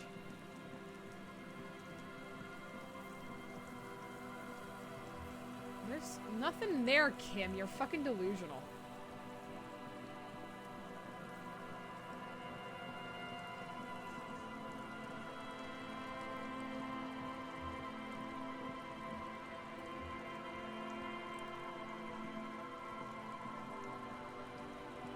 No, you can't rotate the camera. Heavy wooden doors, more than twice your height, stand shut in front of you. I need physical instrument.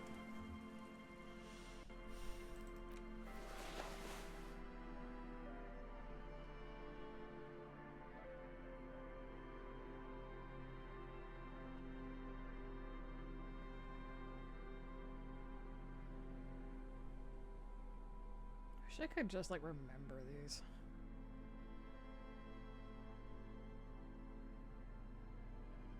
Yeah, that'll do. Heavy wooden. Actually, shit. Nope, no, leave. Quick save. Heavy wooden doors, more than Get twice it! your height, stand. You jam the pry bar between Yeah! the lock and the staple and apply force. Your biceps bulge from the strain. The metal creaks and squeals. The pathetic old wood, rusty screws, and one nail stand no chance against the forces of leverage. From deep within, a bellow rips. Suddenly, the pry bar snaps. Metal shavings fly everywhere. Fuck! The upper half, between the lock and the staple, falls to the ground with a thunk.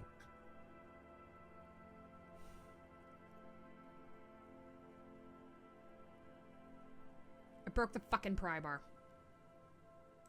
The broken edge of the snapped pry bar is smooth.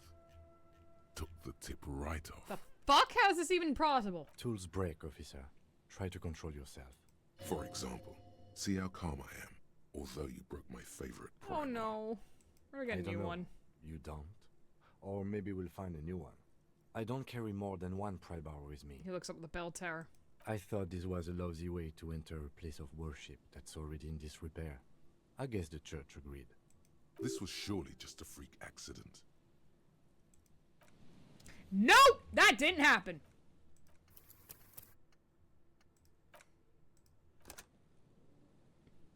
Heh.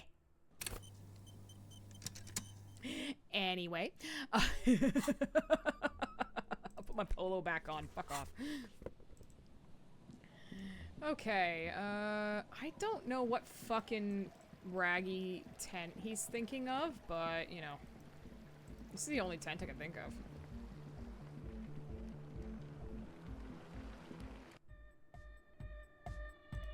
So you had a talk with Andre, and that's fine, man. But I've got to warn ya, our signs are still off. It'll take some time for me to get my sign on. I saw a sticker on the padlock. Can you tell me anything about it? A sticker? You mean the yellow one? Can you describe it to me? Interesting. He wants you to describe it, though he already knows what it looks like. I mean this one. Oh, wow. Right on your cop ledger. You like it? It's very modern. I'd like to learn more about it. You're right. It's the harbinger of a new era. What would you like to know? What's it supposed to be? The dead guy smiling. What does it mean? He defeated history. We are living in the age of history, and in the eyes of history, we are always already dead. How can we ever smile then? Because history is a lie, and so are its deaths. The present moment and life are the hardcore. The hardcore expels death. Or maybe he's not dead. Maybe he's just really ecstatic about the beats. Or drugged out of his mind, come to think of it. You better not mention it. He blinks, waiting for the next question. What makes it so modern? Simplicity was brought to us by classical soul artist modernism, but that was a tasteful, harmonious simplicity, right? Well, hardcore is not tasteful or outwardly harmonious. It's a warning shot. This will be dangerous. The echo of man's loss, haunting him. The sticker, the clothes, the music, same thing. You come up with this by yourself? Not alone. Many people are thinking the same thing right now. There's a gathering at the Elysium. The beat is the same for all. Okay. I guess one could write an entire treatise on the thing. But what for? Are the signs alright now? Nah. You heard me. Hi again. Have you changed your mind? You changed your mind, right? Do you put the padlock on the door? Yes. I asked Noid to install a measure against more drifters wandering in. It's a temporary fix, just something to contain the situation. I had to do it in an hurry. Not my best work, but it should hold for a while. What about the key? Of course. Noid, give the officer the key. Only if he promises to look into the spookers in the church. Officer, I apologise. Noid doesn't always understand the joy of giving for the sake of giving. I think it may have something to do with his childhood. Damn it. Take it. Don't you just want to see what's in Okay, there? give me the key. Brilliant! Noid, the key! Alright. Be the cool cop! You Yeah! see the trajectory of the little piece of metal and plastic. The Object makes a small ringing sound as it approaches. Critical Just the success? tiniest chance. Amazing. Catch it. Ka-ching! The key hits your palm. The speed freaks nod to you approvingly. Thanks, man. The speed freak nods to you. A respectful nod. You proved something here. How long have they been locked in there? Not long. Like a week, maybe? How can you be sure they haven't starved to death? I'm super sure they're alive. I mean, come on. I'm at least 90%. Oh, maybe God. 85% sure they're still alive. Somewhere in the ruinous past that led you here, there was something called exams. You may have learned the term involuntary manslaughter there. I like that. 10 experience. Money gain. $2. Andre, do you know what involuntary manslaughter means? Yes, I do. I listen to Channel 8 all the time. I know about crime stuff, and I assure you, officer, this is not what's happening here. I'm at least 80% sure they're alive. I mean, come on. Most people aren't ever that alive in their entire lives. What does that even mean? I don't know. What does anything mean, really? Oh, yeah. Yeah, I catch drift. I knew you'd get it. You're one smart cop. It feels good to be the smart cop, doesn't it? That's a good cop to be. Has a nice ring to it. Smart cop. You wouldn't want to be stupid cop, now would you? But still, maybe he's just sucking up to you. Okay, bye. He nods. Sure, man. Tell us what you want to know. Let's do it. Who are these people? Truth is, I don't really know. None of us do. I don't even know how many there are. All we've seen are glimpses. You haven't even seen them and you want the police involved? Well, there's also the machinery. This machinery is of the deeply mystical variety. When I first scouted the place, back in February, it was abandoned, empty. Took some time getting the crew together. So about 2 weeks ago, we came here hoping to set the stuff up. Suddenly, there are all these strange machines lying around in there. One of them has wires running into bowls of water. Wires into water. Never seen anything like it. Andre, tell him about the feeling. Oh, and it felt like there was something in there with us, watching us from the dark. No, the other one. Which other one? I'm not as in tune with my emotions as you are, Egg. Felt like silence. Awful silence. You haven't physically seen anyone? Not exactly. We've just seen someone who we think is a woman go in and out of the church. A couple of times. And we felt someone or something eyeing us inside. But that's kinda it. So how can you be sure there's burnouts and dopeheads if you haven't even seen them? Well, honestly, I can't. But I am. This is a below feeble attempt at avoidance. Basically, he is attempting to weaponize idiocy. Wow, you can't, but you do. I should add weaponized idiocy to my own repertoire. Hey now, I'm 70% sure they're substance abusers. Don't let all that technology fool you. Where do you think the drugs come from? Like, you aren't alone, you know? It wasn't quite human, if you know what I mean. Not human, as in a ghost. Do you know what he means? It was this dark shape climbing upside down along the ceiling, like some kind of crab man. What the fuck? Crab man? Yeah, you know, the way it was climbing up and around the ceiling, like a crab. It was stalking a cell, exhibiting ambush behavior. Odd. Ooh. Crabs are usually marine creatures Money. and not known for climbing walls. Ambush behavior. Crab man. Crab man! Yeah, totally. I mean, I didn't personally see it. A cell was alone that time, but I believe her. If she comes out running and says there's a crab in there, there's a crab in there. You should ask her about it, but be nice. Don't tell her you don't believe in the crab. There probably is no crab man. Don't let them draw you in with this nonsense. Sure. What? I hate As these always, people. Hate them and I want to leave. Hey, tell me about the crab, man. The shaggy-haired girl. So you talked to my associates, right? Are you going to help us? Can't say, gotta ask With questions. the shoot.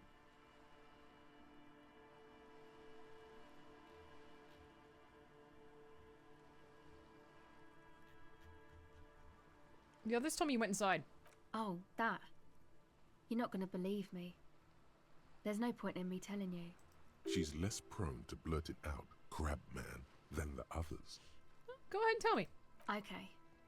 I went in and I saw a woman next to one of those machines there. Noid calls it a mainframe. She was dressed like someone who's been raised by their grandmother, you know, strange old clothes. Had this absent expression, didn't say anything, just stood still. Go on. And then, you know, right behind her, a man crawled down the wall, upside down like a crab, down the church wall. I think the woman didn't even know he was there. He was completely silent. He stopped right before he got to the floor, then just hung there like that, looking at me. Right at me. I fucking turned around and walked out. End of story. Like a crab, you say? What did this crab man look like? It was too dark. I couldn't tell exactly. Come on, she obviously could. She already went into detail. What did he look like? He looked like a banger, okay? He was all muscular and stuff. Had a mesh tank top. I know it sounds ridiculous, but that only made it scarier in a way. A crab and a banger? The lieutenant raises an eyebrow. Yes, a banger. As in a mess gang member. I know what it sounds like, but that's what I saw. I believe you. Why? Seems ludicrous for a lie. I guess so. Anyway, what else? That's it for now. That's fucking wild as shit. And I absolutely have to go into this fucking place now. I have forgotten everything else. I must go into the church.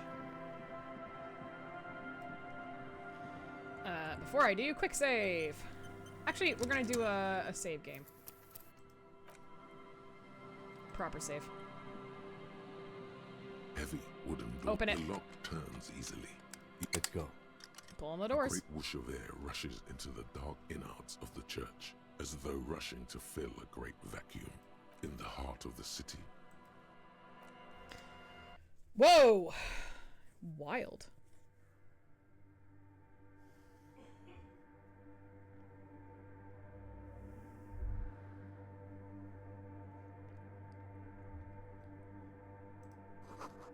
A strange stillness fills you as you look ahead. You should walk here, not run.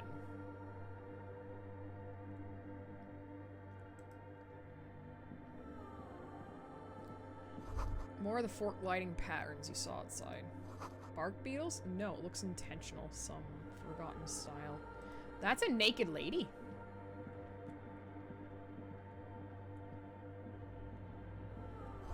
This grotesque wooden figure looks half finished.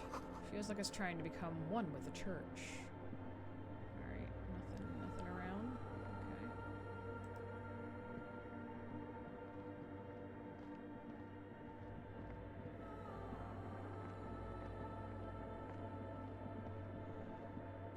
The blackboard is filled with complex equations. They look recent.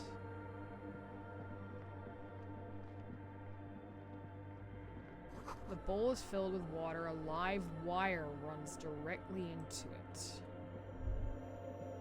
The silence in this part of the church, it's almost palpable. All the shifting matter and shuffling of living things is gone. Nothing seems to exist beyond the church anymore. Maybe if you were to stand in just the right spot, even your footsteps would be completely silent. I think I still hear something. And then it's gone. Almost all of it. But for the faintest of hums, you can hardly hear your own breathing. Yell as loud as you can. Your voice is barely audible. Not a howl, but the softest of whimpers. It's unnerving. Stomp your feet. You produce a few muffled thumps, after which the silence feels even more total, somehow. What's happening? The lieutenant points to his ears and shakes his head. Then he leans closer. Can you hear anything?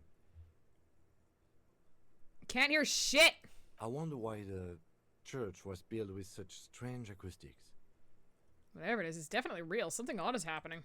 The lieutenant doesn't reply, but you can sense him tense up next to you. Look up in the bell tower. The orderly rows of ceiling panels become barely visible, then disappear completely in the darkness of the tower overhead. I can't change anything. YOLO. Fuck! Oh well, I'll never know.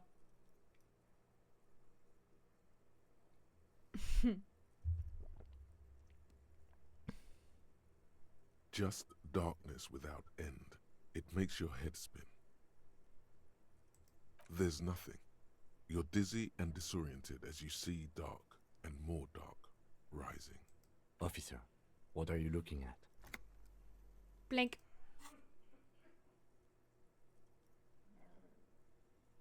Ah! You see something hanging from the rafters. It's Spoderman! Straight at you with dark eyes. Maybe it's possible to talk to it. Hi.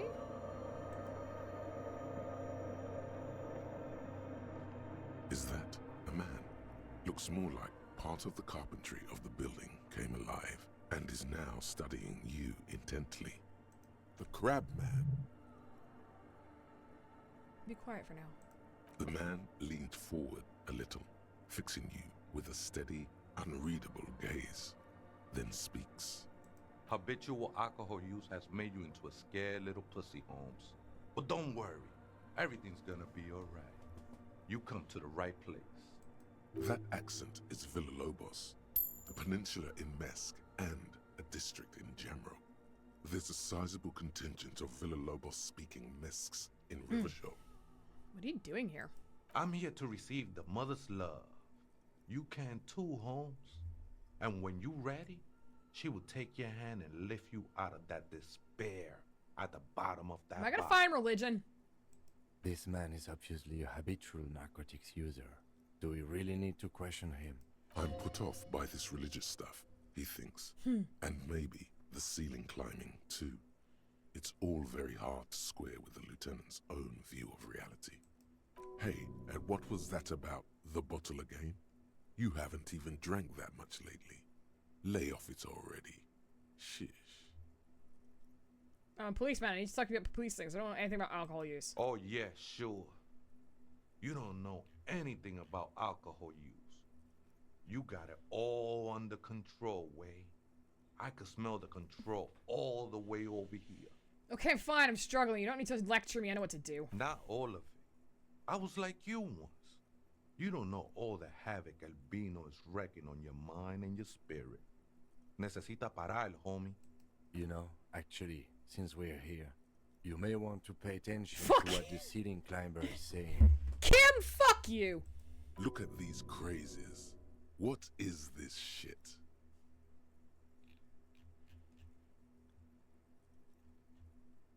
For some reason, I feel like you have a point here. Don't trust me. Trust the mother. I'm only the messenger, Holmes. His voice echoes in the cold air of the church. This is the Church of the Mother of Silence. You are welcome here. He sways gently on the beams, waiting for you to take it all in. You have no idea what the fuck he's talking about. Is he just trying to throw you off your game? 'Tis not an act, my liege. Save him perchance, he hath deceived his very self. This man is a zealot. Do you know where the other spooker is? Other spooker? Oh, esa viejita es muy estudiosa. Don't know, Holmes. Viaita is grandma? So there is another person in the church and it's a Vieta? No. I just call her viejita because of her clothes. She's actually quite young. Or maybe not that young. Age is just one of the many masks we wear. And you don't know where she is? That's what I said, Holmes. How can you not know that when you both live here? Don't really follow her comings and goings. Just see her typing on her computer now and then. We got different interests. So you've got nothing else to tell me. She looks what she does. Who is she? I'm afraid not, Essay. You just have to wait until she comes back, or search through her radio computer. Okay. Wild.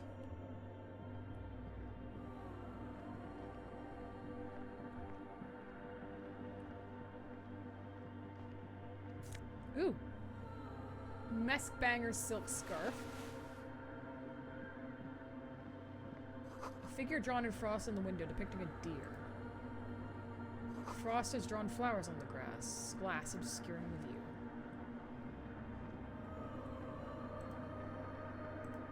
Cracked pane of glass, colorful.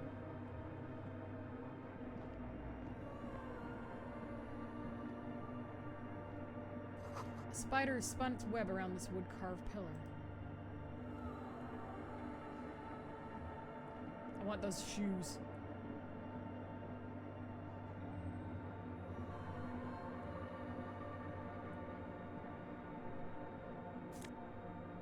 Miss Spanger's red brogues.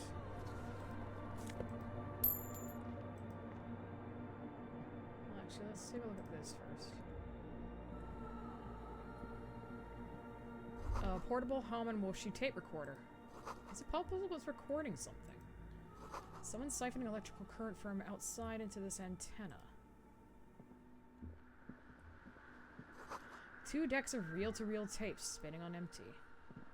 In white, silver, and apricot faience, the young mother of humanism stands above you. A crack runs across her body. She is impossibly tall, oval-faced and sad.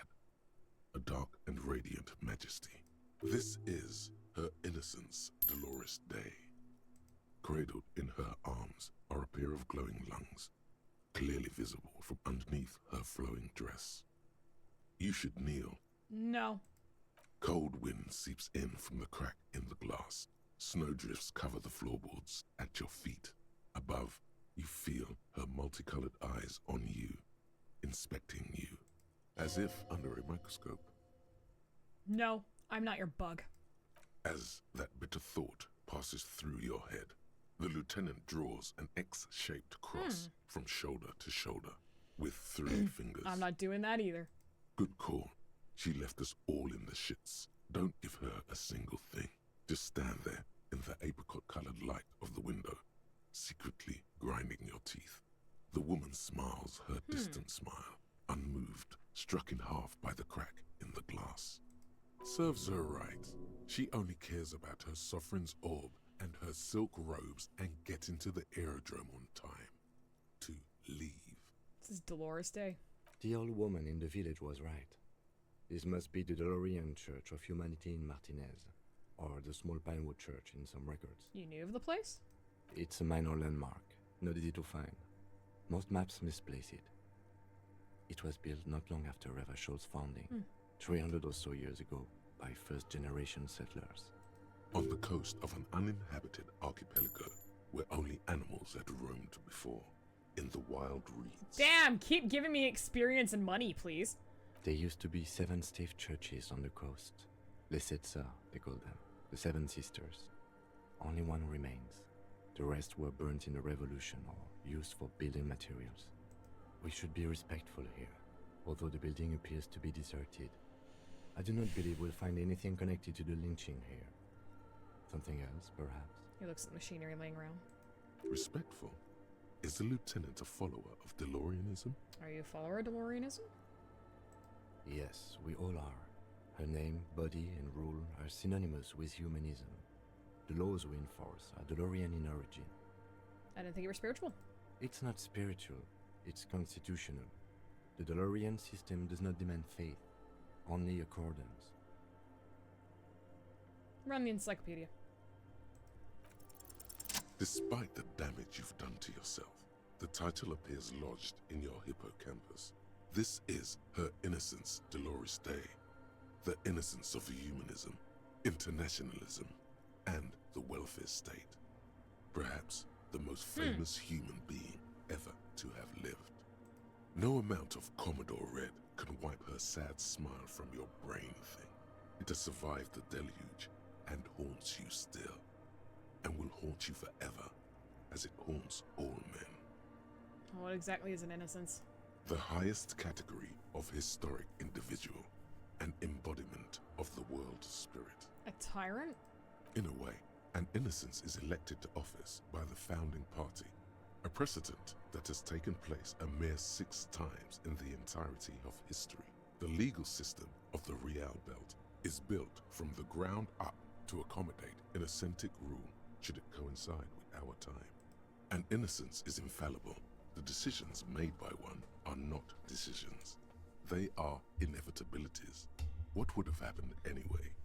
Only accelerated, packed into decades instead of centuries. An innocence is a continuous, compressed event, a sacred human being.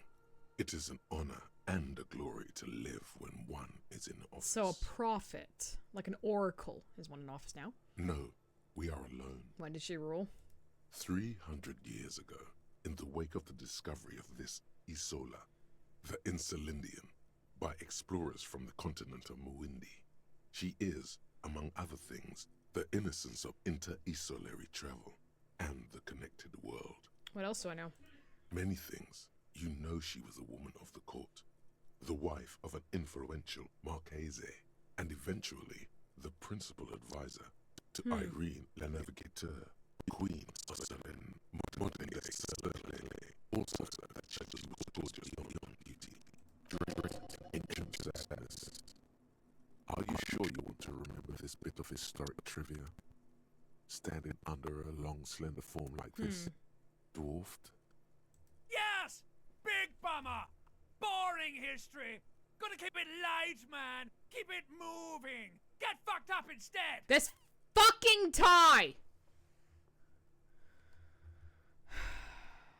Where's this coming from? The past. It's a silo of sadness, fermenting. You should keep away. Fuck this pain, Bratan! It's unhealthy! No, you must know. Okay, what else? Was she smart? Terribly, women of the court were expected to play both contract bridge and chess sufficiently well to prove an interesting challenge to a man. Okay. A simple grasp in matters of philosophy, theology, and science was encouraged. She was, by all means, a kept woman. She made the most of her position in the antediluvian court, a court visited by the most prominent thinkers and artists of the day. In secret, she was becoming the era's preeminent philosopher of the state. A scalpel, a piercing gaze. Very Elizabethan. She was an almost preternaturally magnetic and intelligent individual. To her contemporaries, she appeared out of time, a messenger from the future of the species. We all fell in love with her, head over heels. Even before she was declared an innocence, her influence was tremendous. How come? It was on her advice that Irene La Navigateur sponsored a number of voyages into the Pale. A costly, often tragic endeavor, ultimately vindicated by the discovery of the new world. The piece of reality you're standing on. Okay, we're getting kind of, Columbus here. She was crowned 2 years after the first expedition returned, setting in motion what is widely considered the greatest era in history. The DeLorean era. Wow. Wow, indeed. When her innocence was declared, and the queen she had advised for years fell on her knees before her, she was so overcome with emotion that her lungs started glowing in her chest. Bystanders reported golden filaments lighting the already sunlit chamber around her, clearly visible beneath her dress. So she's a fucking light bulb, okay. That is why the lungs are the symbol of love for the cultures of the Riel Belt. Is there something terrifying about her? Terrifying is a term too emotionally charged for your semantic memory, or what remains of it. But terrifying, it's a simple word. She was bad for humanity, and you shouldn't have started thinking about her. You're right. Good. Now back out of this corner of your mind by choosing the bottom option. To hell with this. You've been standing here long enough. Yep, to hell with this. But she was not hell. She is the opposite of that. The wind of paradise, stripping away the covers from the hearts of men. There you stand, below her once more. Visual calculus.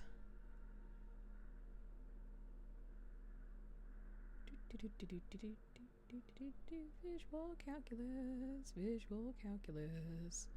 I think I already have my visual calculus.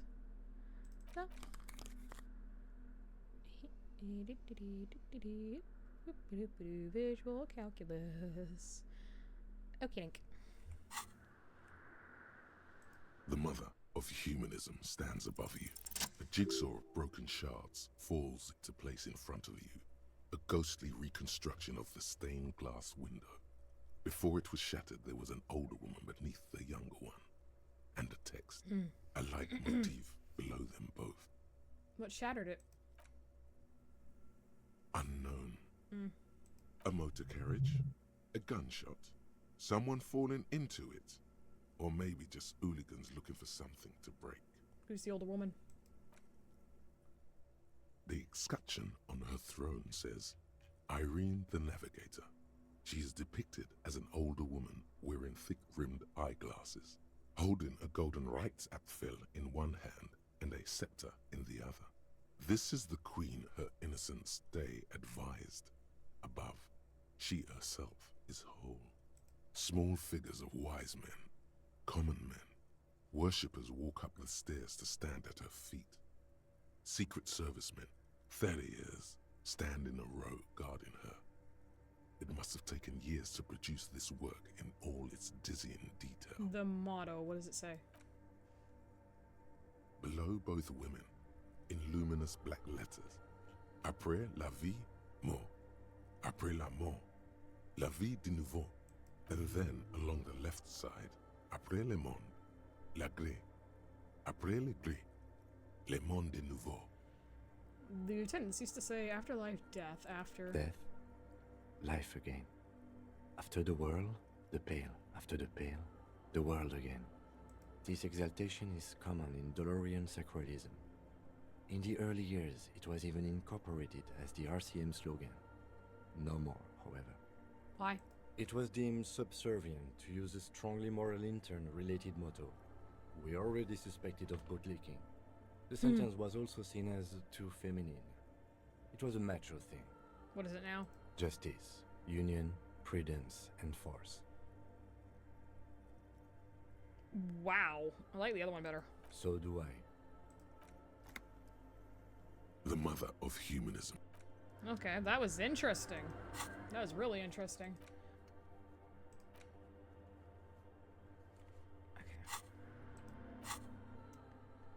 I want to put back on... Actually, you know what? No. I'm good with what I have. These were visual calculus drama. Yeah, I'm good with that. What about this? A machine stands in the corner, watched over by the figures on the stained glass window. It's turned on and quivering with soft electricity. Whales! Another radio computer.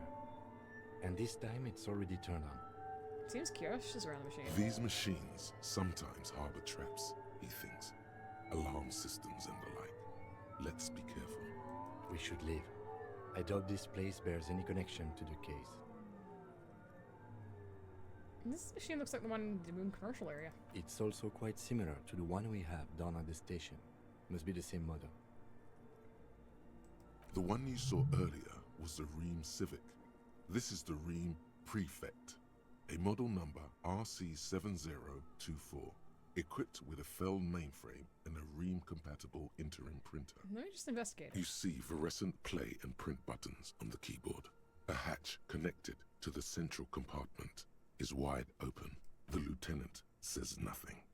You see the machine's glowing frame reflected back from his diamond-shaped glasses. You're free to proceed. Look inside. Behind the hatch sits a cube-like crisscross of filaments, smoldering in the dark like fireflies. Silver tape on the side says, in black marker, log, February to March. Another filament memory. Press play to talk with the repeater. The speaker comes to life. Static seeps through the machine's planar magnetic driver. An old lady greets you. Her voice sounds 100 years old. Good afternoon. Votre accident on Saint-Brune. This is the East Insulindian Repeater Station 1. Please repeat. Is this the personal log? It's the same old woman you spoke with through the radio computer in the doomed commercial area. Yvonne, it's me again. Good, thank you. Please repeat. Is this the personal log? Good. Please repeat the password. Let's look around. There's no use trying to guess the answer. Maybe he knows something. Can you give me a hint? No. I don't know password. Received. At votre accident, is there anything else I can do for you today? Goodbye, votre accident. The machine's keyboard is still illuminated, revealing nothing happened. Another one of these fucking things. Hey, idiot. Oh, hey, wait. There's coffee in the back. Oh, wait. I meant the mother's love. Yeah, I heard the Vita say the password took a radio. Too many times, essay. You need it for something. Yeah, honestly, I just want to break into a radio computer. Don't sweat it, vato. The password is afterlife death. What you think of that? Makes me almost pity La Nilita Pequeña when I hear it. I think we're done here, essay. That was, however, I'm still... Fuck you! I finally have the fucking password to these things! I'm so excited. Actually, take off that and that because it'll give me my suggestion back if I do. The machine's keyboard, the speaker comes to... Good afternoon. Votre accident on Saint-Brune. This is the East Insulindian Repeater Station 1. Please repeat. Is this the personal log? Let's try this again. I think I have the right password. Good. Please repeat the password. Afterlife death. Good. I have unlocked the filament. After ending the call, please press print to access the filament. Votre accident. Is there anything else I can do for you today? Like the one in the doomed commercial area? I have 2 machines registered to this company name in Martinez. One on Saint-Brune, the other on Rue de Saint-Ghislaine. Saint-Brune, that's the church. And Rue de Saint-Ghislaine, that's the doomed commercial area. Anything else? Goodbye. The machine's keyboard, the printer prints out a long text document with dated paragraphs. It looks a bit like someone's journal. Read it. The first entry, made on the 4th of February, 51, by an unknown author, is short and concise. Arrived at the church. The door was boarded up, so I used the crowbar to get inside. Looks like the place has been deserted. This is great. I need to know more. But I'll ask around. Need to figure out how to get the electricity in. The lieutenant leans closer, scouring the printout over your shoulder. Just as you finish reading, he looks up, muttering under his breath. 4th of February. That's over a month ago. Whoever set up those machines has been here for quite a while. You think it might be connected to the case? Our case? No, I don't think so. It must be some local eccentric. Read it. 6th of February, 51. Had a little chat with the local fishermen. Said I shouldn't go near that place. That the church was spooky and ridden with narcotics. It's a little spooky, all right. Still haven't figured out the electricity. See? Even one of the spookers themselves says it's unnerving. What was that about narcotics? This could prove to be interesting. No! 7th of February, 51. Finally got the electricity in. Next on the agenda, a new antenna. I'm thinking ESCA series. Something advanced. Why would she need an antenna? Why would anyone need any of this equipment here? He steps on a wire running on the ground, inspecting it with his boot. 8th of February, 51. Bought the antenna. Had some problems setting it up. Called Simon for help. Heard the others are back to making art. Drinking somewhere out of town. Sulislav started a rock band again. Lexi has been seen asking money from strangers. Jimmy quit. Jody got married. I should have known we'd never get far. But at least the artists have their act together. They're qualified labor. They can get work anywhere. Graphic design, ads. The programmers are doing fine too. I mean, they're programmers. The writers, though, they're fucked. Yeah. I just have to find out what caused that data loss and be done with it.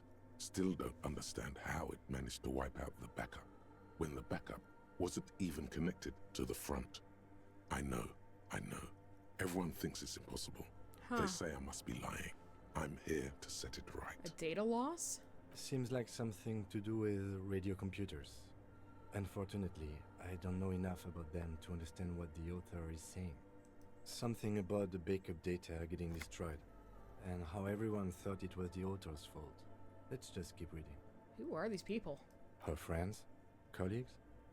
She must be quite educated if she knew how to set up. I really want to go back to that abandoned place now. 12th of February, 51. Brought some food from the grocery store. Apparently, there's a strike going on in the harbor. Definitely not happy to see the Martinez people again. Everything's now set up in the church. Going to start working tomorrow, 8 a.m. Okay. The strike. We are nearing the date of the murder. Keep reading. I'm interested now.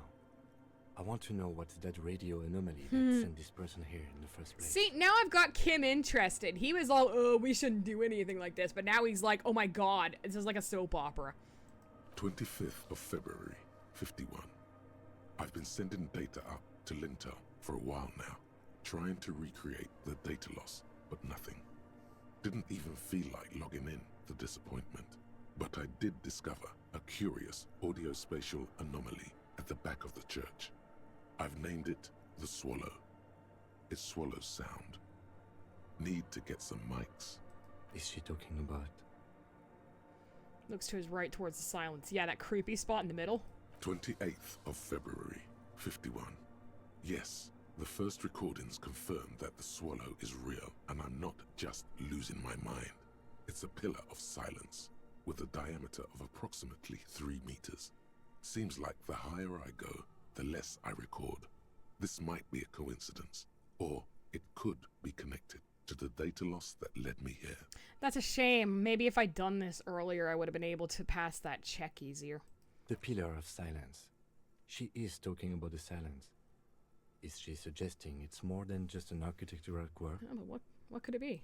The lieutenant doesn't answer. He follows your gaze, studying the basins.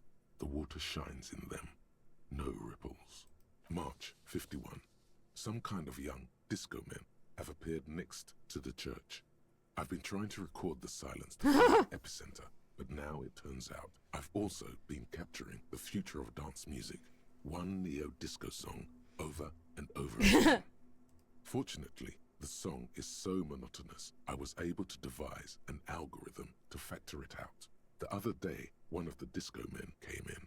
Before I could even say hello, she got scared and left. Good, I don't want anyone distracting me from my work.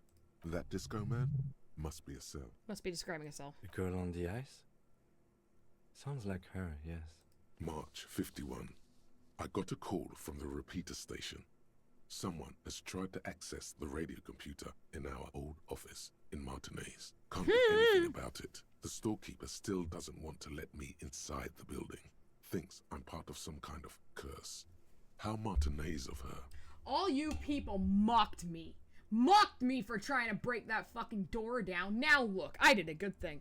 That was me. I was the one who broke into that radio computer, and the storekeeper must be pleasant. I knew it wasn't a good idea to meddle with that machine. You weren't even there. Shut up. No. It was a great idea. You're learning things. This is how you learn things about machines. March 51. A new 2-meter aux cable. Noodles. Crackers. Ping energy drinks. Water. Toothpaste. Gum. Also some canned air. Shopping list. Your reading was interrupted by the sound of the church door opening. Uh-oh. A strange woman makes straight for the radio computer. Oh shit! We've been caught!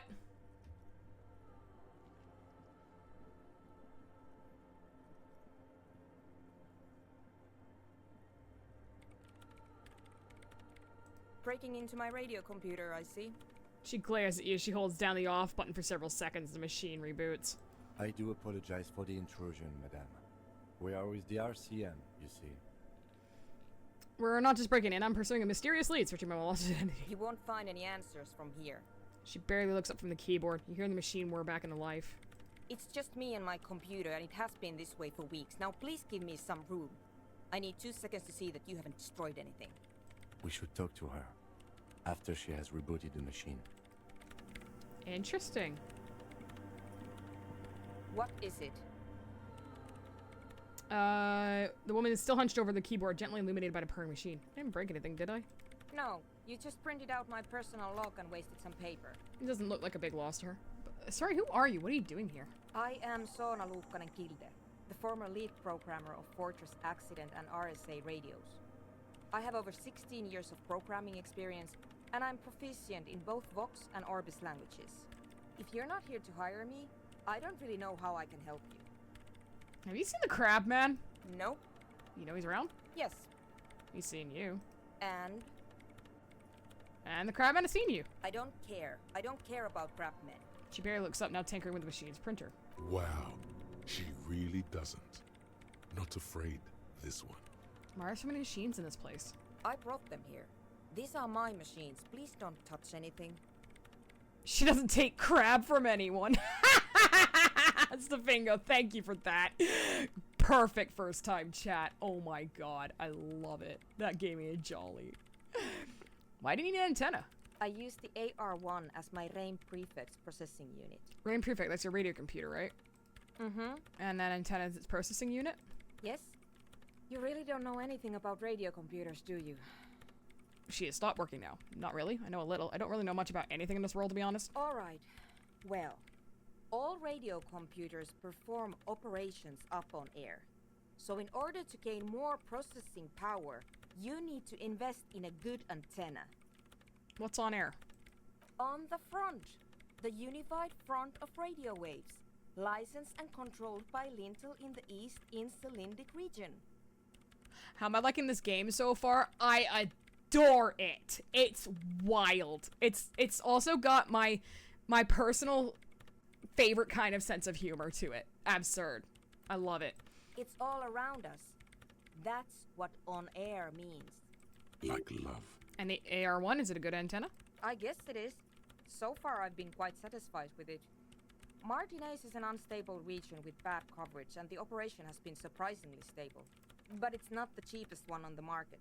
So I wouldn't recommend it for your regular red tape operations. Fraser 1000 is a foolproof line for civilians. Anyway, you should do some research before you decide to buy anything. Ask around, compare the prices. There are many milieus dedicated to that sort of thing. Yeah, this is definitely one of the best written games I've ever played, and I'm only on day 3. It's I'm wild. Working. The machine seems almost alien with its pulsing core. The light casting her face in a strange shadow. Working on what? Could you just shh for a moment? Or get to the point. Like every programmer. I really need to focus on something. Yeah, I know. It's not just rudeness. It really is hard to concentrate on whatever she needs to do. And you're not helping. I'm never helping. Let me... Oh, I'm definitely leveling up my... Ooh, actually...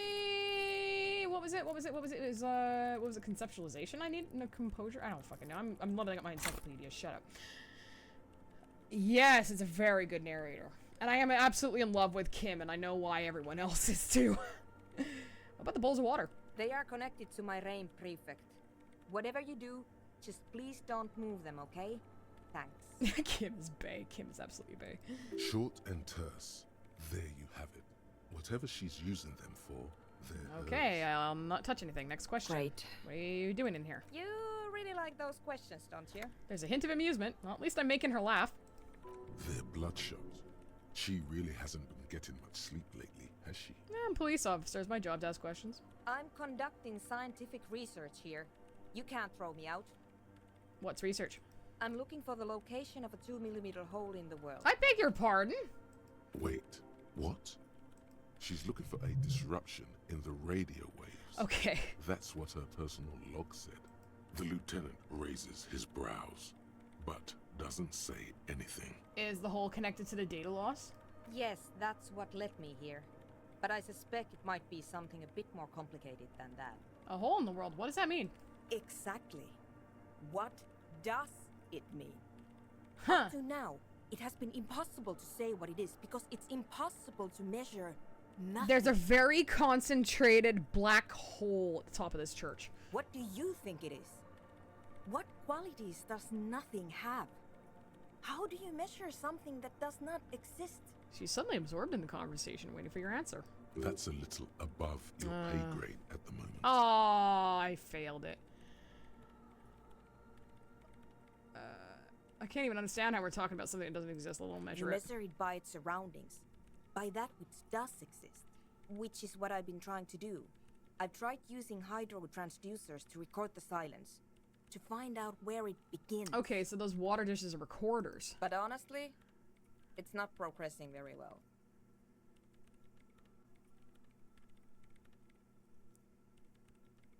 Yeah, they've got a singularity in the church. Somewhere underneath those roof beams, I assume.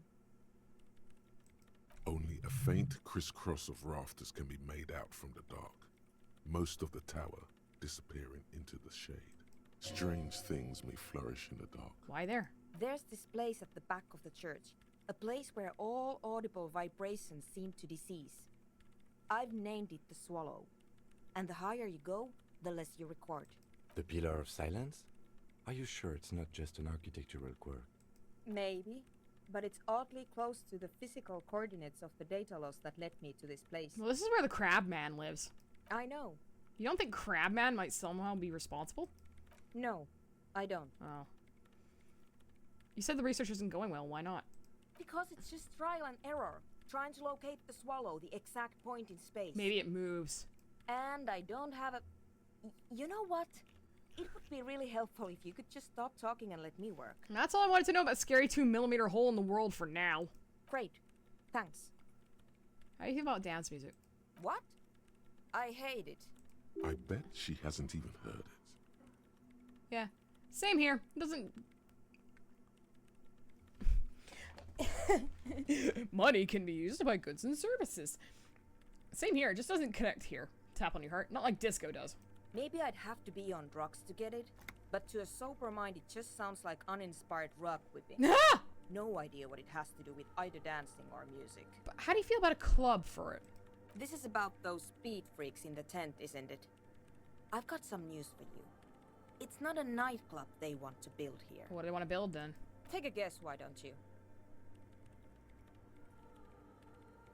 A youth center. A petting zoo! I can't believe they got you so easily. Go have another talk with those up-and-coming entrepreneurs, will you? Thanks. Good luck. I'm not coming in there. I'll leave you to work in peace. That was a thing that happened. Okay, well, I've been in here long enough. I would like to leave.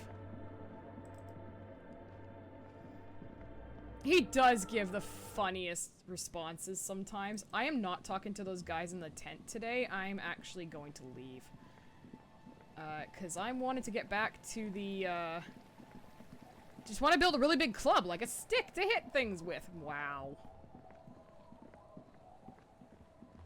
Alright, let's go back to the drunks. Because I've got his jacket. And I don't remember where they are. I think they're down here somewhere. Nope, that's not it. That's where my fucking car was. That is not it. Pedal stick.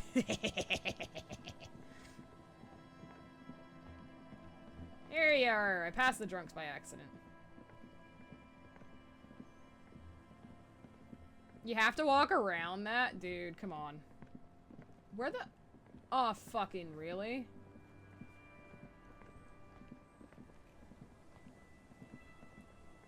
Run, then.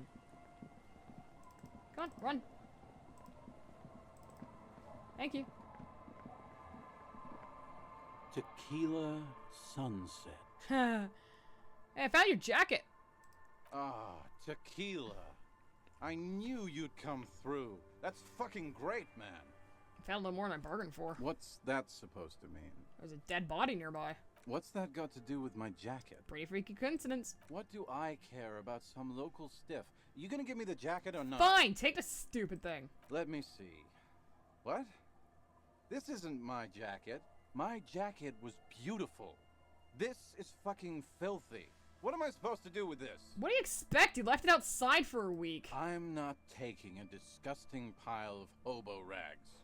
I may be in an irrecoverably decaying orbit, but I've still got standards. Either bring it back the way it was before, or find a dumpster to burn it in. You know, despite the guano, it looks like the jacket itself is stain resistant. It may just need a good scrubbing. So what, do I fucking wash it now? Oh my god. Fucking throw it away. Let's fucking leave.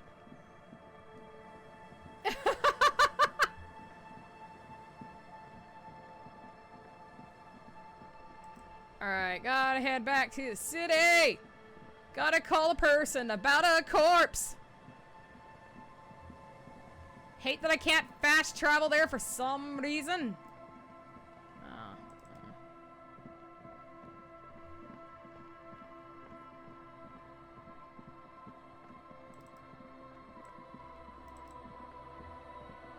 Alright.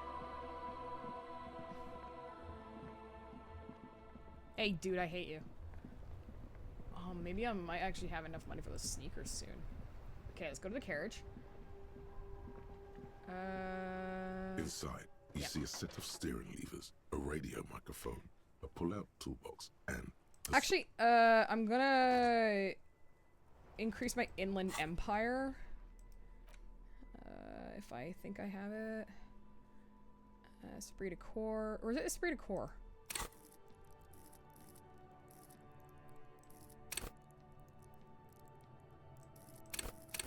It's Esprit de corps, okay.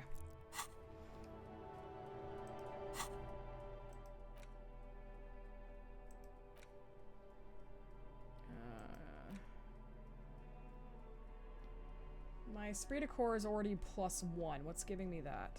The jacket, okay. Esprit de corps. Oh, well, I don't need the disco ass blazer if that's the way it's gonna work.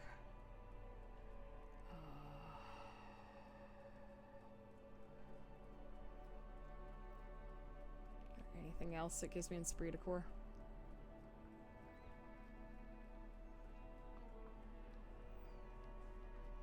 No, okay. Inside, you see a set of steering levers, a radio microphone, a pull-out toolbox, and... This is Precinct 57. How may I assist you? Still no word, I'm afraid, sir. I know it must be frustrating. Was there anything else you wanted to ask? Yeah, connect me to Jamrock Public Library. I'm afraid they're closed. Oh, piss! Ah! I'm an idiot! Okay. We should try again during... Anything else, detective? One moment. Can you please describe the body? Age, sex, cause of death? Unidentified middle-aged man, blah blah blah. We suspect he might have been inebriated when he fell. There were bottles all around him, and traces of vomit on his shirt. Any signs of violence? No, seems like it was an accident. No field autopsy necessary. She repeats. You can hear her quickly typing in the background. What about his belongings? Did you examine his clothes? Yep, he was wearing boots, trousers, and an old leather jacket with a bright blue lining. I found a library card from his pockets. Any information on the library card? It's from Central Jamrock Public Library. It belongs to someone named Billy Mijan. Good. You have a lead. Do you and Lieutenant Kitsuragi want to take the case, or should I assign it to someone else? We're taking the case. I have assigned the case to Lieutenant Kitsuragi. Please follow up on this library lead to identify the man. We'll send someone to take the body to the morgue. That's all for now. Thank you for reporting in. Is there anything else I can do for you? No. 57th, over and out. In the cabin, you see a set. Cool. Okay, well that's that. I then want to... Well, quick save. Let's take a look and see what's my journal got. I need to contact the library. I don't want to talk to Noid. Wonder how I wash the jacket.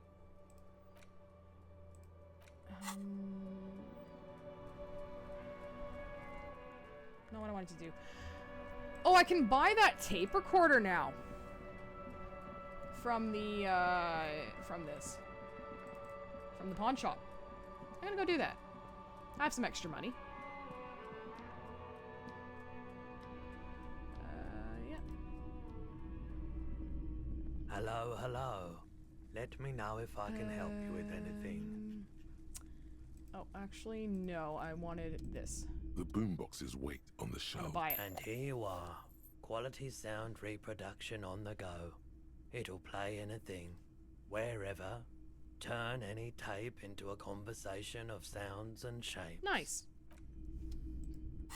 Pog!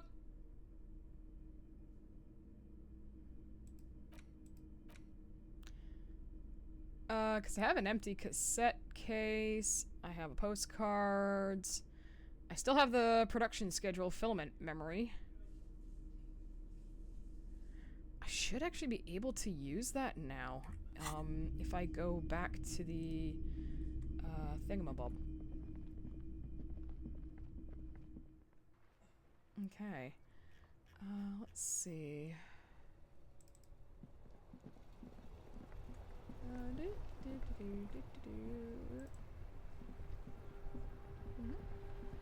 Yeah, I'm gonna run through your games, guys. Bye. I shouldn't talk to the lady yet. What's this? There's something down there?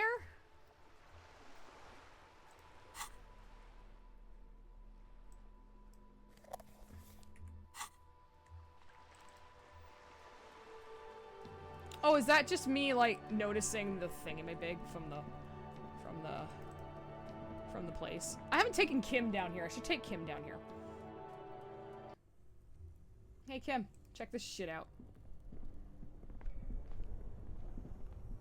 Only the red cable is plugged into the breaker box, while the black one lies neglected. I turned the black one off, which fed this. This orange machine is dead still. Try to crack it You open. slip your fingers under the frozen lid. No, this is going to need something else. If you want to try again, then you need... Equip the pry bar. Yeah, I know, but it's gonna break it, so I was hoping that taking him down here might actually get something. Yes?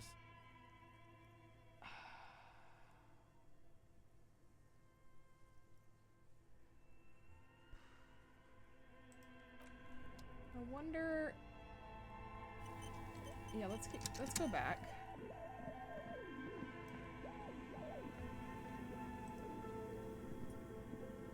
A thick layer of coal dust covers the furnace, coloring it pitch black. Kim, what is this thing? Is it a furnace? Looks like it. Looks like an old central furnace used to heat the building. It's connected to the chimney. He opens the door and peeks inside. No one has used it in ages. No signs of any recent fire. Only dead rats. Okay. It's good to have, like, perspective on that. The bear's eyes are still glowing red, watching over all the ice cream wrappers hidden inside its belly. What is a giant bear-shaped fridge doing in an abandoned cellar in the first place? Good question. It looks like an ice cream fridge. The lieutenant reaches for one of the wrappers. He studies it in the light. So he tried to sell ice cream from this hyper-carnivore? I know. What an unfortunate marketing choice. What is even worse, the bear is still costing them money to this day. The lieutenant points at the red snaky cable. The fridge buzzes with energy. The electricity bill on this thing must be catastrophic. I could kill it, but I don't wanna.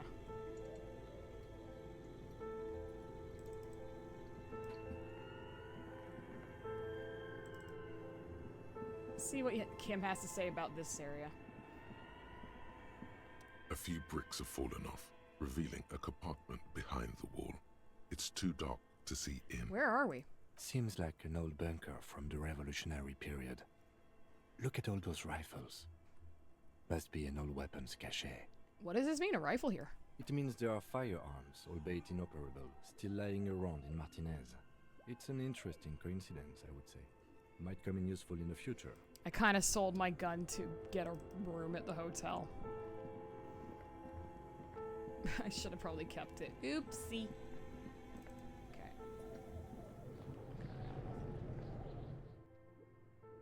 Okay. Now I want to talk to him about this crap because it's crazy.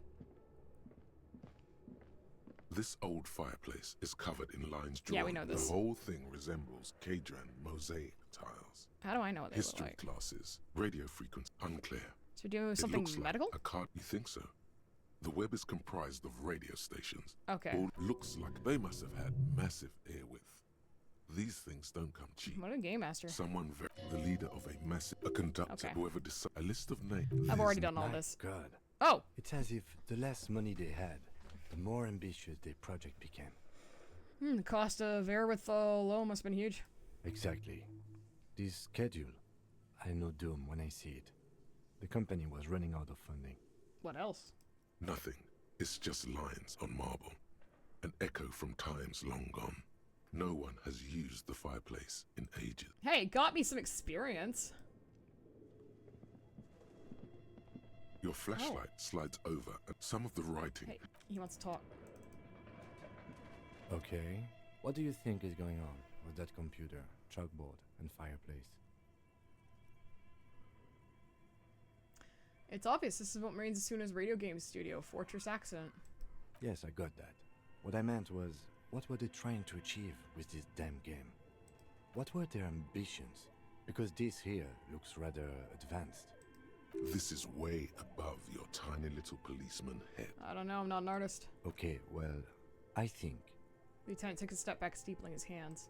Like he's ready to lay out a fine theory, crafted together like a puzzle box. Kim being all wink wink nudge nudge, say no more.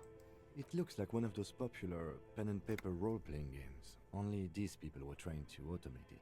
Make it work on radio My computers. god, they were trying to invent Discord! Utter madness, he thinks, as a compliment. How are they planning on doing that? Through call-in stations. None of the players have to be physically present. Anyone in the world can participate in the game, as long as they have a two-way radio. Then there's the Game Master frequency that listens in on the smaller call-in stations. I think that was supposed to coordinate the stories. Kim's a functioning as master fucking of nerd. ceremonies I of know a sorts. D&D nerd when I see one. His fascination has swept aside other concerns Yep! at the moment. Knew it! He's a little hooked. So what class are you, Kim? Coordinating so many games would take a whole switchboard of people, possibly divided into sub-frequencies. Has anyone endeavored this before? Not to my knowledge. They make automated games in Graz, Messina, Königstein. You know, places with industry. Not in Revachol West, among the ruins. But I don't think anyone has attempted to create an inter-isolary game before.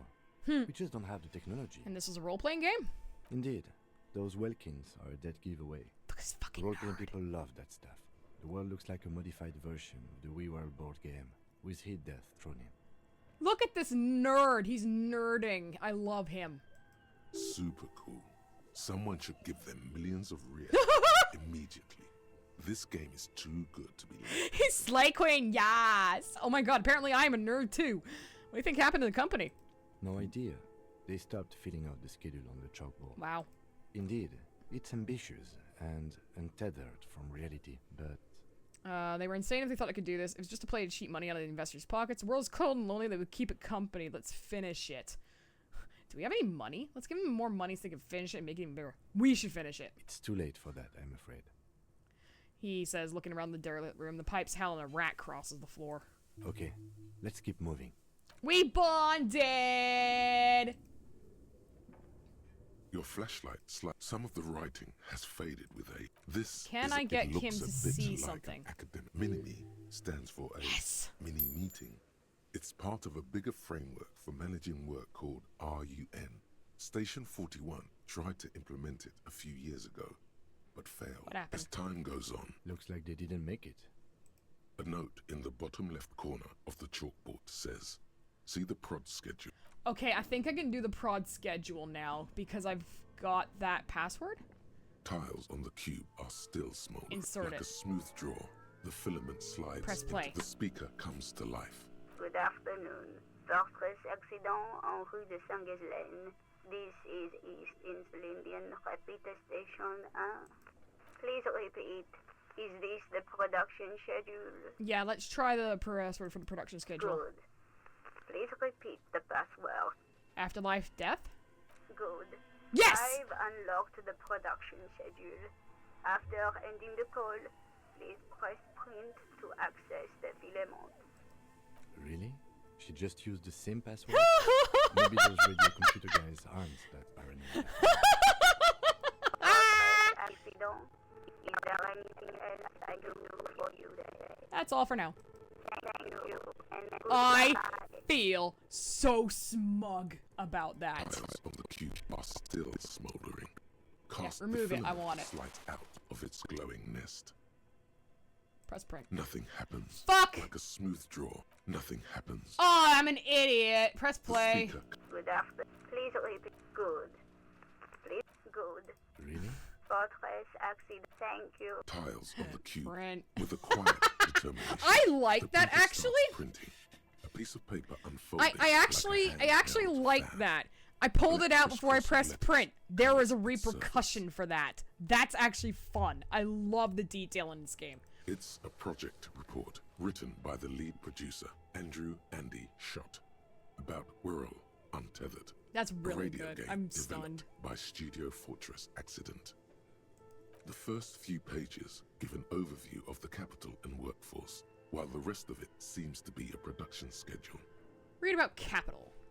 In its short time of existence, Fortress Accident SCA managed to burn through truly insane amounts of money. Hell yeah, they did. The first tranche of seed financing brought in 150,000 Riyal, but then came the delays. Oh no, not the delays. Eventually, the damage reached 400,000 Riyal, with only half of the game finished. Hold the fuck up. Is this Star Citizen? Is this just Star Citizen? 400,000 Riyal. You're my yo. These guys knew how to party. Gosh, where'd they get all this money? Let's just say it was a real adventure for their Igaunian investor. It's definitely, it's Star Citizen. Fortress Accident employed 18 people. The bulk of the team composed of writers and concept artists. There were also radio programmers, sound engineers, a CEO, 2 marketing experts. Oh my god.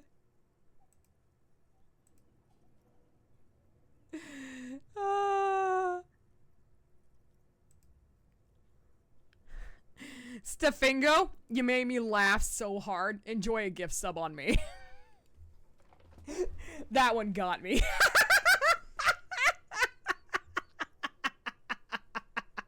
God, that was funny. I like that. Yeah, enjoy the emotes. And a single overburdened producer who developed a habit of popping Pyrrolidon in the basement to escape his obligations. Okay, so now it's Tesla. Got it. On the other hand, their obligations were piling up at an inhumane rate. Or is it Activision? That's what it is. It's Activision. Okay. Why did Fortress Accident have so many concept artists? Why did the radio game need so many artists? It didn't. Didn't need so many concept artists? No, definitely not. A few more producers could have come in handy though, especially when dealing with writers, some of whom routinely skip to work because of mental health issues and extremely unprofessional sleep schedules. Okay, this is really funny because this is just shitting on the games industry and I love it. One of them even managed to steal some valuable company property before skipping town. Hell yeah! If you're walking out, take the stapler with you. Scan me through the production The schedule. production schedule depicts their glorious descent into bankruptcy. Because of the concept artists? Not the concept artists. It wasn't even the writers. With their panic attacks and 3-hour lunches, it was impossible not to fail. The project was too large, and no amount of money could satiate the ever-expanding ambitions of the development team. Fucking devs. They tried to make a 4 million Riyal game with 400,000 in their bank account. This isn't AAA. They thought they could bridge the gap with pure willpower and imagination. They couldn't. I could have bridged the gap. No, you couldn't have. What do you mean? Totally could have. Definitely not. Fuck. Not a chance. Okay. Even then, success remained within an ever-narrowing margin of possibility that, despite everything, never entirely disappeared. That is until they discovered the Valley of the Heads. The what? At the 11th hour, the lead designer, Jimsk-born Suliswaf Jalisa, decided that what Whirl Untethered needed was a secret mystical location at the extreme edge of the map. Oh, fuck me. This place was to be the Valley of the Heads, where the heads of all the headless constructs could be found. The player would have been able to choose a head for their headless party member, and each head would have been voiced on air by a professional actor. This is some insane shit. Who were the This is crazy. The world had never seen their kind before, and might never again. How many heads were there? So many. The last count, there were approximately 10,000 heads for 10,000 headless men, all of which could be endlessly recombined. How many combinations could you make out of that? Do you really want to know? There seems to be a calculation here, but it may take a while. Yeah, how bad could it be? Oh my god.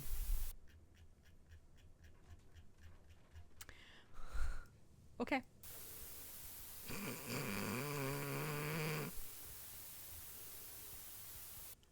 Uh-oh.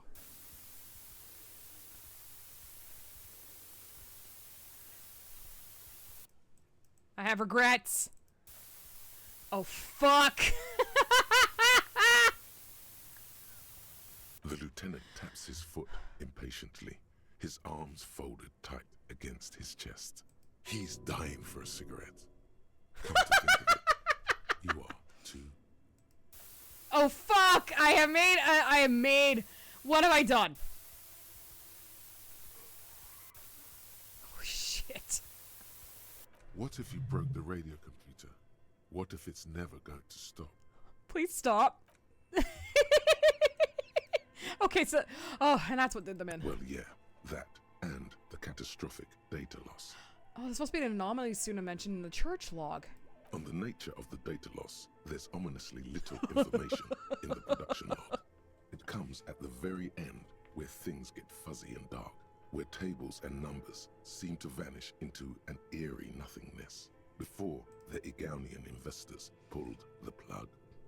What is clear is that one day, an unidentified numeric anomaly occurred on the East Insulindian Lintel front, just as the World Untethered project was being compiled that day. And the anomaly caused all the data to get lost in the air? When the project was returned, it was completely blank. The team spent weeks on the phone with Lintel, the service provider, but despite their diagnostics, they could never produce a satisfactory explanation or pay for the loss. Oh, they lost the whole game and wouldn't even pay for it? Always read the terms of service. Fuck off. And let's face it, they didn't have any money left for illegal action. There's a lot of stuff that I'm apparently getting that people haven't had before. Like, the Thai screams at me, and my best friend was like, that never happened. Mysteriously enough, it seems that on site when the catastrophic data loss occurred. It was the lead programmer's responsibility to oversee weekly maintenance of the off-site copy and, well, keep it off-site. Okay. An explanatory note from the lead programmer has been attached. What does it say? S. Lukanen Kilda, the lead programmer of Fortress Accident. The off-site copy was on-site because there was no off-site anymore. Not for me, not after 8 months of crunch. 8 months of crunch, I yeah. didn't have a home anymore, so I started keeping it in the basement in the ice bear refrigerator near where I went to sleep. It was perfectly safe there. The temperature conditions were optimal. It's not very convincing, is it? Her former colleagues would agree with you. Anything else? The production schedule ends with a few random notes that seem to be added sometime later. Yeah. Yeah. 4 months later, by an unknown author. I am the only one left, and it's gotten rather damp here. A few other businesses have gone under, too. Slipstream switched to making skis, and the hairdressers just left, cursing Martinez. They're right, though. Something's seriously wrong with this place. Martinez. All of it. Still haven't got an answer from Lintel about what happened. All I could get were the physical coordinates of the error on the East Insulindian front on that day. Since the computation happened on air, I reckoned it had to coincide with an actually existing location. I have compared the coordinates to a map of Revachol West. Turns out it's only 800 meters from here. The address is Saint-Brun 1147. Savingo, thank you so much for the follow and the scare. I appreciate it. Saint-Brun 1147. That's what the street sign next to the church said. Tiles on the cube are still smoldering, casting the framework in a soft glow. The filament slides out of its glow. Oh man. I don't even care about the murder anymore. I need to know more about this game that didn't get produced. Fuck the rest of this game. I need to know more about this. But I think that's where I'm going to leave it off for tonight. Thanks everyone for watching. We will pick this up next week when we do more Disco Elysium. I'll see you then.